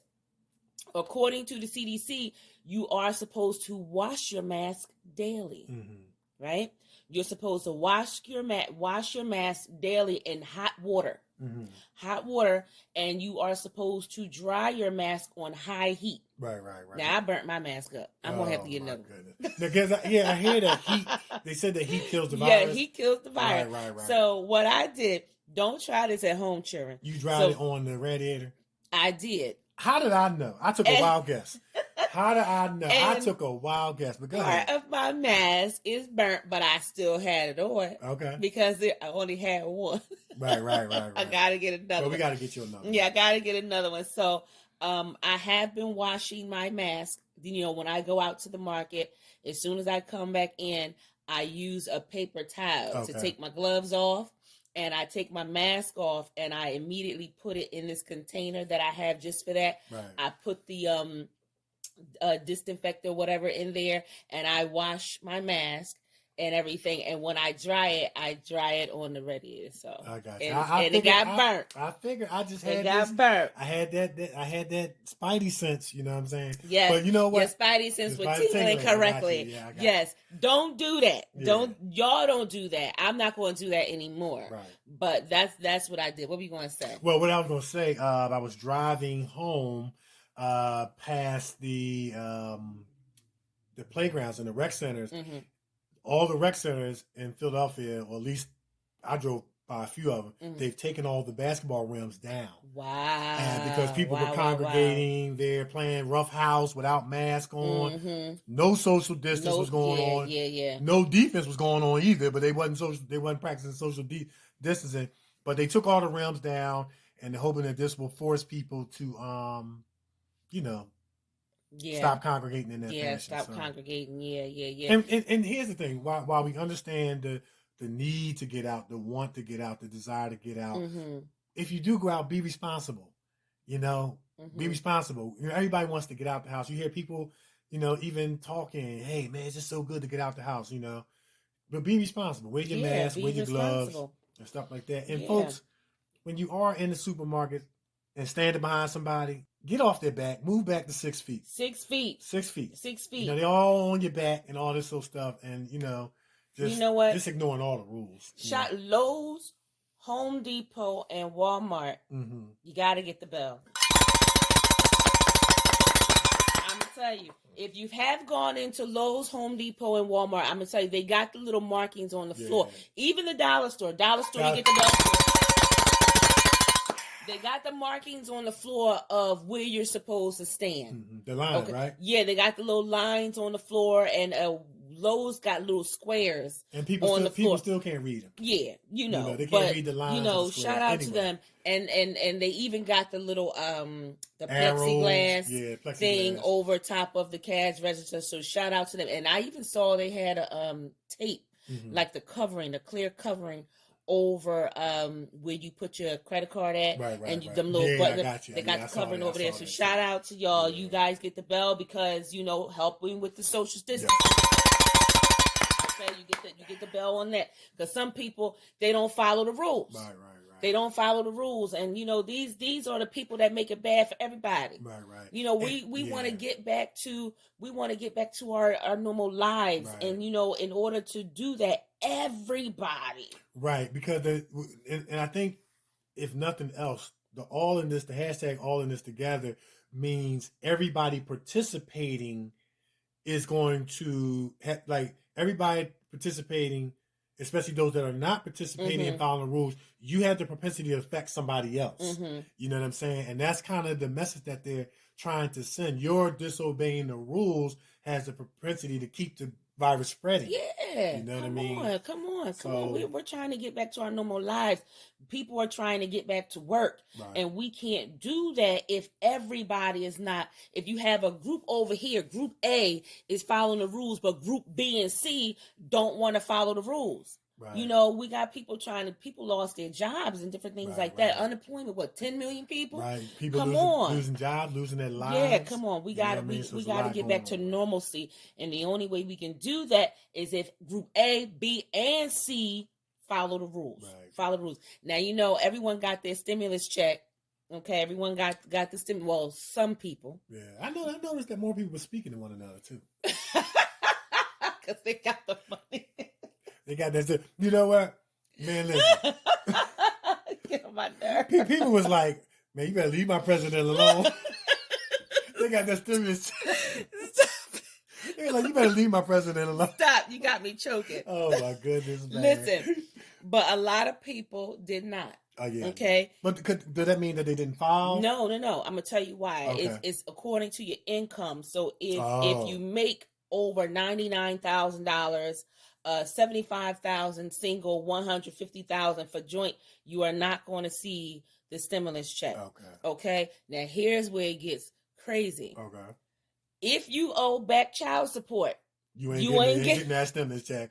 That joint going straight to child support. Listen, you're gonna be whatever you owe minus what, $1,200. Yes, that's it. You are not getting a You are not getting a stimulus check. So you got a deduction. Yes, and shout out to Fox 29 because they had a financial analyst come on and answer everyone's questions in regards to who's going to receive the stimulus check and who's not going to receive it. And a lot of people did receive the stimulus check, and a lot of people were still waiting. Right. And a lot of people are not going to receive it. Right. And for those people who use H&R Block and they use like a agent, some people's check went to the agent. Because they owe money. Some people's check went to the agent because the agent, for them people who didn't have an account, set up an account. I got you. So they have to contact the agent to try and get their money. Okay. So, and good luck with that. Good luck with that. Listen, have a bank account. And get direct deposit. Yeah, get direct deposit.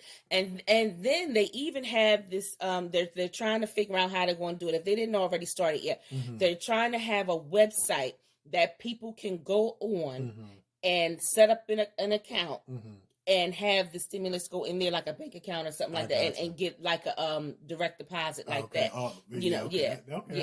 And for those who work, those teenagers who work, but the parents still claim them, they're not getting one either. Like I said, a lot of people did get it, but a lot of people did not get it. Okay, a lot of people did not get it. And last but not least, with the testing, because they want to get to a point where everyone is getting tested. And now they're coming up with the self-test where you can just drive up, and Jersey has it. Jersey started it, where you can drive up, get your test, and you can do the test on yourself. Right, okay. Put the test back and hand it over to the person. They're trying to, because them doing it, and they shove the swab up your nose and it's painful. Yeah, that's it. So they want you to do it yourself. Okay. You still got to put the swab up there, but they want you to do it yourself. And they're trying to figure out a way to have another test where you don't do the swab, you use saliva. Right. So we'll see what happens. I think it's called the antibody test. Okay. So we'll see what happens with that. We'll keep an eye on those type of testing. So far, Jersey is the one where you can test yourself. Okay. And we're going to see what Pennsylvania does and different things like that. So, Well, I definitely, want to say, for all those that have lost loved ones and been negatively affected by this coronavirus, definitely our continuous thoughts and prayers go out to you. But have to, give God the praise and shout out. My brother got tested, David Benton, Urban Elite Beauty, and his test came back negative. Praise so the I was Lord. just thanking God. Amen. So, Amen. And once again, there were people who didn't get that good news, and thoughts and prayers of, with you and with your family. But I definitely wanted to give, God and him a shout out. Amen. For the test coming back negative. So, amen. And lastly, the census has been pushed back to October.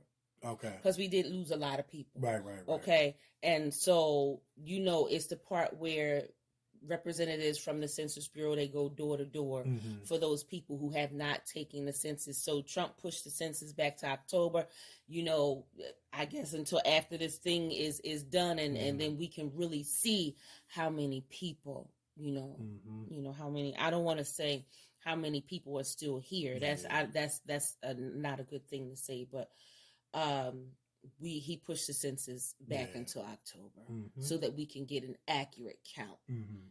So that's it. That's all I have in news. And our hearts and prayers go out to every family around the globe who has lost a loved one, like Kev said, due to this virus. And also our good friend Monty G, we want to send up prayers for him because he tested positive for the coronavirus, and I think he's on a ventilator.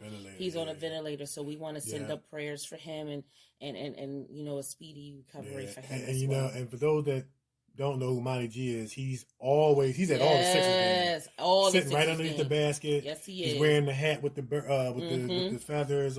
He's a diehard Philly fan, and he's a staple in our community, especially sitting around sports. So, thoughts and prayers and speedy recovery after Monty G. Yeah, and all those. And, Angel Roach. He tested positive for the coronavirus. Now, he had just fought Ian Grant in that fight down in Atlantic City, and he's on a ventilator. So I left a comment, on him. Hey, man, praying for you, champ, and get well soon. He clicked like on it. So it's just so many people, man. Just that's been hit negatively by this, whether it's been financial, with people getting sick, with people losing loved ones. And it's you can't even begin to express the condolences and, the right way or the way that it needs to be in connection to how bad things have gotten. And but nonetheless, we're going to continue to keep putting it out there. Just let people know that somebody's thinking about your situation, Continue to wash your hands, do your breathing, count your 10 seconds or more, hold your breath, count your 10 seconds or more. And if you can hold your breath 10 seconds or more, you are fine. Remember that although we have this pandemic running rapid, we are still in the seasons. We're in allergy season. So you know what happens to you when allergy season hit. You don't have the coronavirus. If your nose and different things flare up, to get your Flonase and different things like that. And stay at home, people. Please stay at home. You got to go to the market. Wear your mask. Wear your gloves. It's mandatory now. Yep. We're praying for you. And that's it. News and sports. All right. So we're going to take a break. Yeah. And when we come back, it's going to be time for my favorite part of the show. We're going to find out where's Bobby and Nikee. It's the Kevin and Nikee Show on iHeartRadio. We're everywhere, and we will be back.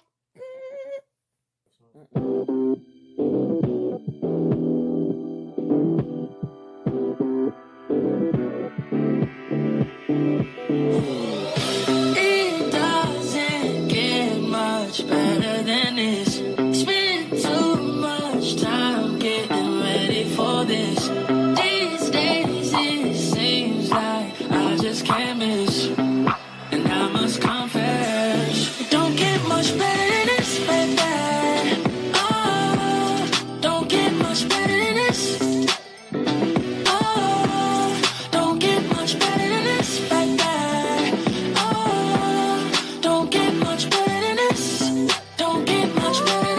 this. You know summertime is the perfect time. Yeah. I'm gonna win that race if you cross that line. Yeah. For every question, I got answers back. For you. I'm trying to touch a girl each and everywhere. Yeah. Just don't survive. Pennies and problems, put them to the side. Pop that champagne glasses up to the sky. Why not just live, have a hell of a time with me? Yeah. It doesn't get much better than this. Spend too much time getting ready for this. These days it seems like I just can't miss. And I must confess, it don't get much better than this, baby. Oh, don't get much better than this. Oh, don't get much better than this, baby. Oh, don't get much better than this. Don't get much better than this. Hey, woo! We done been through it all.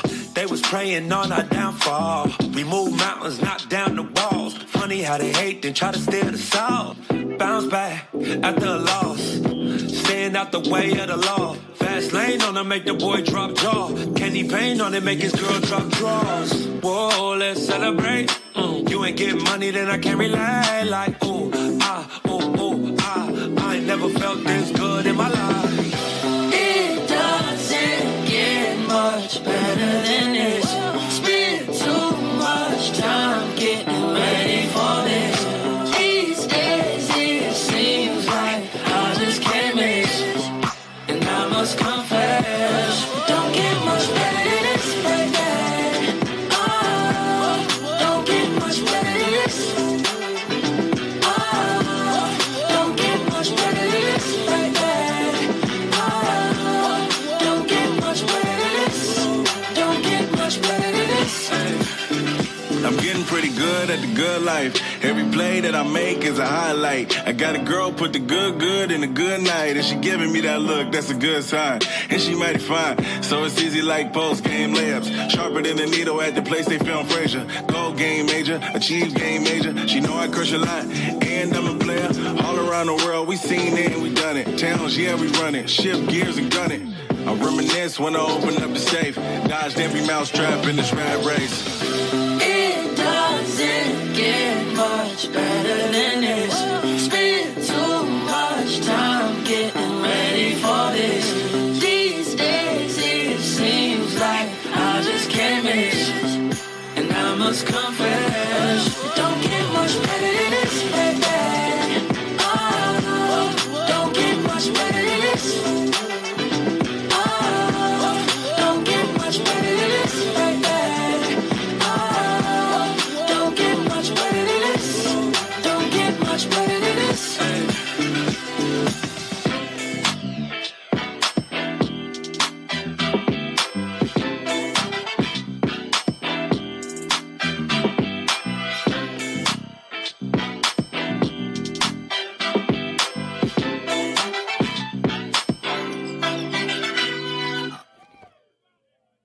All right, we'll continue with the Yeah. Fast 8 Yeah. soundtrack. Yeah. It don't get much better than it like that. Oh, I like it. I like it. Yeah. All right, so now it's time for my favorite part of the show. We're going to find out what's bothering Nikki. Nothing is bothering me. Nothing is bothering me this week because I'm happy that it's mandatory now for everybody to wear their masks. I'm happy. Okay. I'm very happy about that. But some people still not wearing their masks. We've been saying it. We've been saying it every week. We've been saying it, and now it is mandatory. Mm-hmm. Wear your mask. You cannot get up in the stores without it. Mm-hmm. You cannot get up in the stores without it. You can't go shopping without it. Wear your mask. So nothing's bothering me. When I saw that, I was like, that's it. Yes. And you know what you say? It's mandatory to wear your mask. It's mandatory. And also other than that, you know, going over my lines and different things like that. So I'm happy about that. We about to start filming. because this thing is about to be over now that it's mandatory for everybody to wear their mask. I already sees it. Yeah. All right, so there you have it. I already see it. Wear your mask so we can get back to our normal lives. Right. Now it's mandatory. You can't do nothing about it. Put it on. Right. Put it on. Like, you can have the money, but if you ain't got the mask, you ain't gonna be able to buy nothing. But here, exactly. Yeah. And the thing is that they made it so easy for you. They said make a mask out of anything. Right. Anything. You can a bandana, a bandana, whatever. You know, and they even said if you want extra protection, they even said you can get the filter from the heater. You know, right. The heater filters. Cut that up. Put that inside the mask as well. Right. They even said that for extra protection. So it's no excuse now. Right. It wasn't an excuse then, and it's no excuse now. So I'm happy. I'm happy that they came out with that mask order. Wear it. That's the only way this pandemic is going to be over. Wear it. It's not fair. It's not fair to those of us who are obeying the rules. It's not fair. It's not fair. It's not fair for us to come out of our house, go to the market, and see you in there with no mask, and your kids don't have on masks either, and everybody just coughing. It's not fair. It's not fair. So now you have no choice. You want to eat? Put the mask on. That's it. All right. That's all I got. Okay. I think I'm too happy about that. Well, that's a good thing to be happy about. You know what I mean? Yeah, because that's going to save lives. Yes, come on. Yeah. Come on. And, you know, people of color are getting upset about the numbers. You know, that the pandemic is affecting more African Americans. Because it's primarily our people that's not wearing the mask and protecting themselves. Yes. Put the mask on. And then the numbers will go down. You don't like listen, numbers don't lie. Numbers don't lie. You don't like what you're seeing? Put the mask on. Put the mask on. Come on. Come on. Right. Put the mask on. That's it. That's all I got. All right. That's cool. All right. So we're going to take another break. And when we come back, it's going to be time for my favorite part of the show, Kevin's Corner. When we come back, it's the Kevin and Nikee Show on iHeartRadio. We're everywhere, and we'll be back. Raise a cup up for all my day ones. 2 middle fingers for the haters. Life's only getting greater. Straight up from nothing we go. Higher than the highest skyscraper. No little league we major. The proof is in the paper. We put the good in the good in the good life. We put the good in the good in the good life. We put the bad in the past. Now we alright. Hey, Lonnie, I got you. Yeah. And it's a feeling that I can't explain. How you make it and your team still stay the same. Stay down from the jump and they never change. Man, it's a moment I could never trade. Yeah, I told my moms not to stress no more. Go hit the Bentley store and no credit card debts no more. I bought the crib and it's an escrow now, so you don't never have to worry about how you gon' pay rent no more. I put my team in position, now they making a killing. Stacking blue faces straight to the ceiling. Out in Vegas, I'm with them, ordering bottles of the Ace when they send them. Till it ain't enough space up on the table to fit them. Go ahead and raise a cup up for all my day ones. 2 middle fingers for the haters. Life's only getting greater. Straight up from nothing we go. Higher than the highest skyscraper. No little league we major. The proof is in the paper. We put the good in the good in the good life. We put the good in the good in the good life. We put the bad in the past. Now we alright. We alright. Pour some Clico in a glass, have a toast to success. No looking back from here, no more being broke and distressed. I put my heart into this game like I open my chest. We only pray for more M's while you hope for the best. We make these plays, man, I'm finessing these checks. Time's up for everybody, I'm collecting on debts. And I swear this champagne just tastes better on jets. I'm just out here being great, man, this is real as it gets. I put my team in position, now they making a killing. Stacking blue faces straight to the ceiling. Out in Vegas, I'm with them, ordering bottles of the Ace when they send them. Till it ain't enough space up on the table to fit them. Go ahead and raise a cup up for all my day ones. 2 middle fingers for the haters. Life's only getting greater. Straight up from nothing we go. Higher than the highest skyscraper.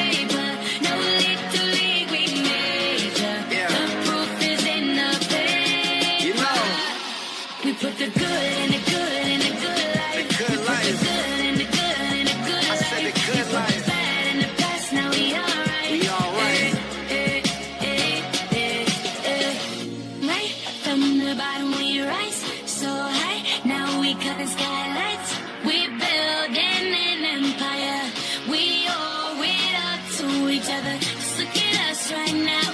Destined, we're so good right now. Legend, here's to you and I.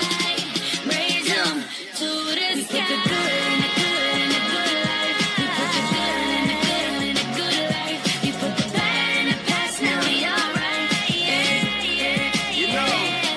We put the good in the good in the good life. We put the good in the good in the good life. I said the good life. We put the bad in the past, now we alright. We alright. The good life. You're listening to the Kevin and Nikki Show on iHeartRadio. All right. All right. You put the Yeah.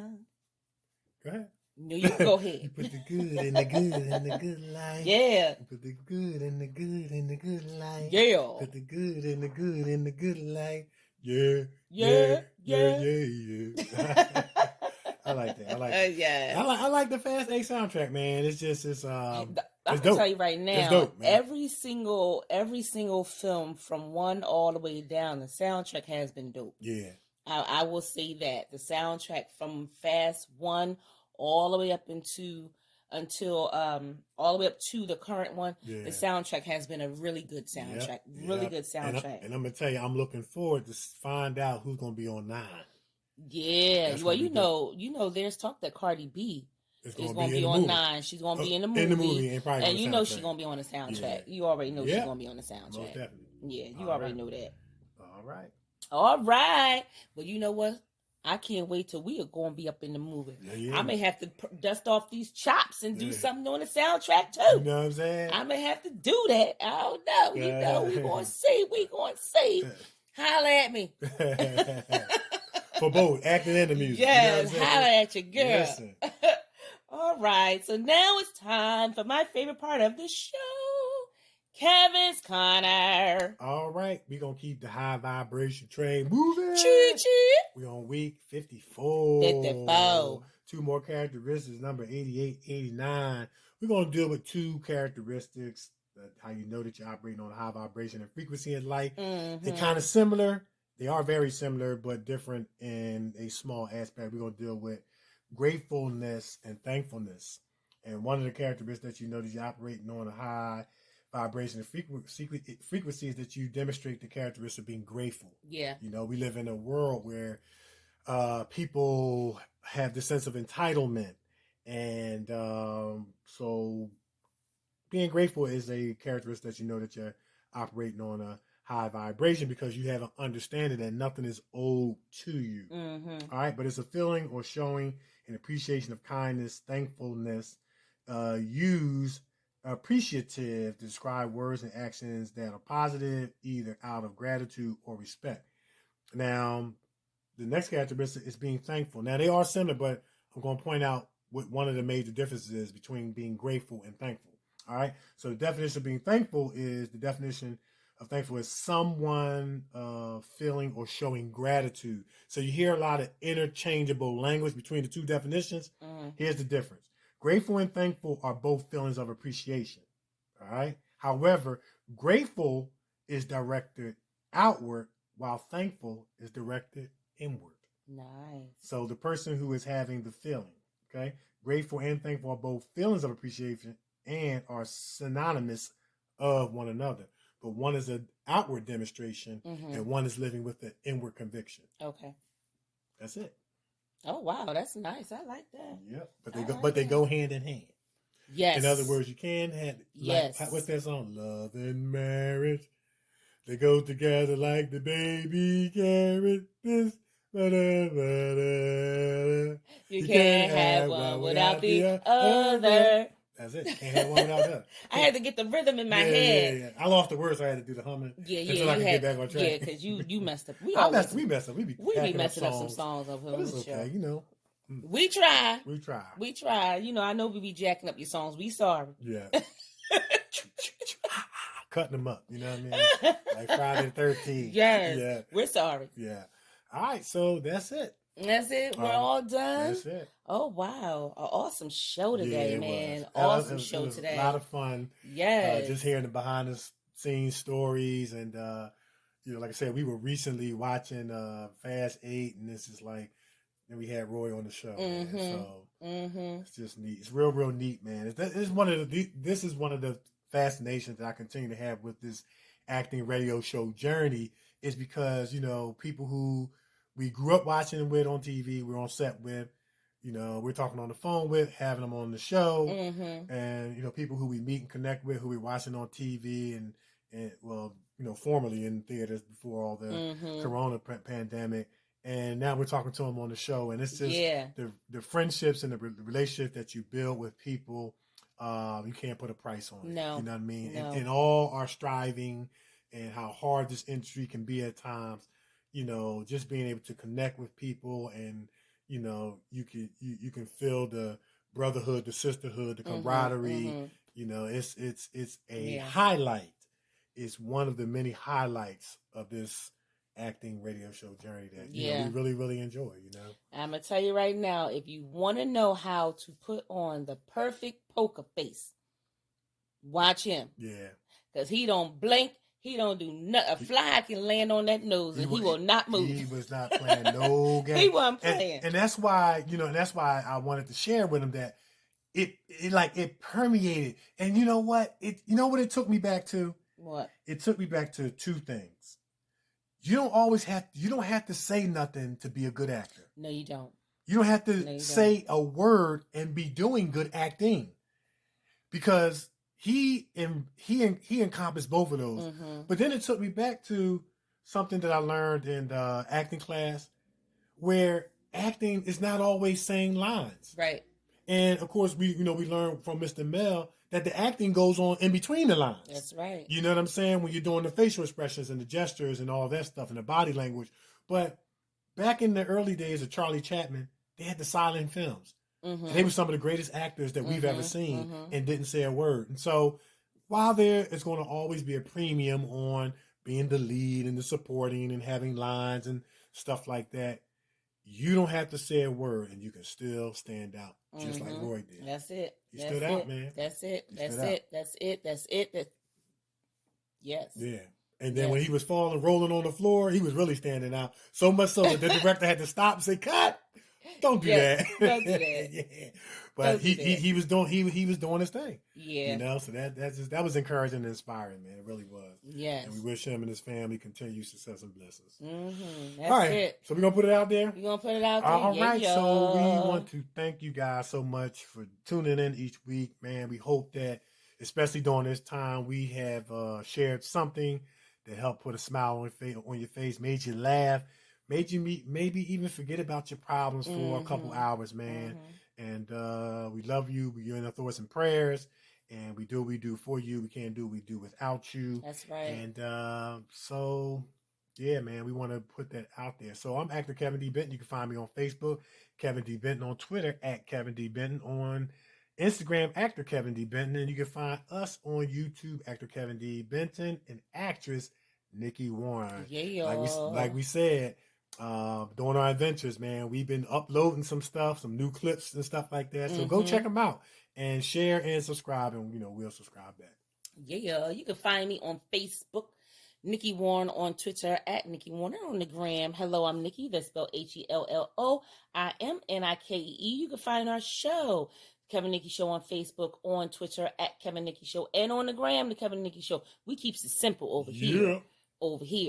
And, if you have any questions, comments, concerns regarding our show, hit us up, the Kevin Nikee Show @yahoo.com. If you have any questions for our special guest, Roy Coulter, hit us up, Kevin Nikee Show @yahoo.com. We'll read it to him, get the answer, and read it back. And like we always say, who knows? Your letter can be featured on our show. That is it. That's it. Wear your mask, people. Wear your mask. Wear your mask. Yes, that's it. So it's the Kevin Nikee Show on iHeartRadio. We're everywhere, but we are out of here. Peace. DJ Jones. Oh yeah.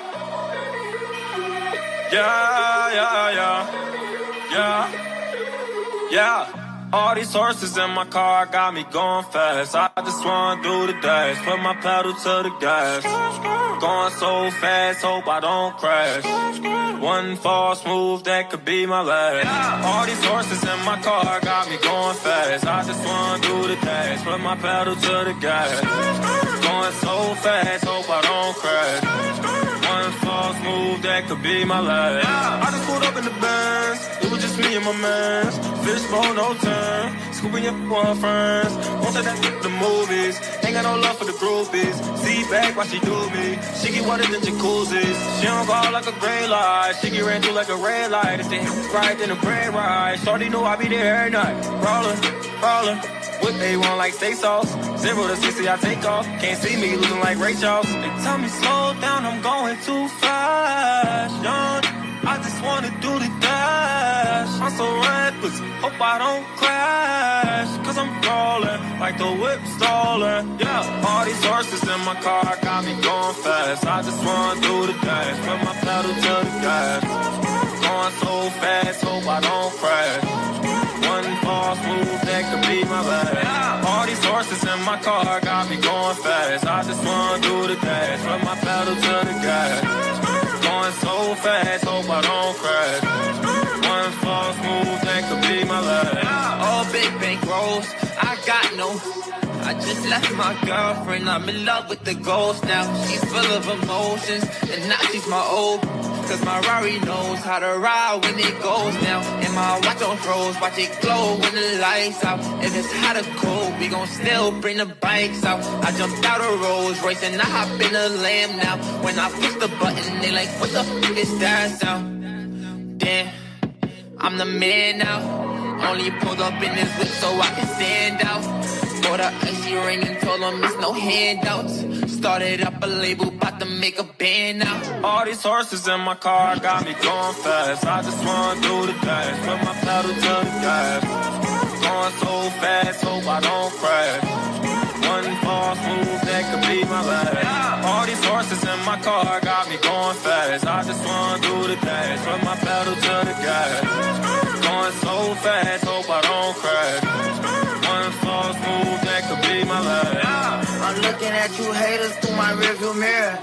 I'm sliding in, you seeing Fast and Ferious. I'm switching lanes on them, but I ain't got no gears. Shawty say she wanna ride, but she don't know how to steer. They paid me for a show, but I ain't even appear. They say Kodak Black, you drive like you ain't got no fear. They say Kodak Black, you act like you ain't got no care. I say my car got a horse like I'm in a mirror. Pull up in a Rari, I jump out with your shawty. Driving like the crash, diamond speeding to that cash, money all in my head. If I wreck, I'm dead. This shit I'm driving, bet no won't even get behind it. All these horses in my car got me going fast. I just wanna do the dash, put my pedal to the gas. Going so fast, hope I don't crash. One false move, that could be my last. All these horses in my car got me going fast. I just wanna do the dash, put my pedal to the gas. Going so fast, hope I don't crash. One false move, that could be my last.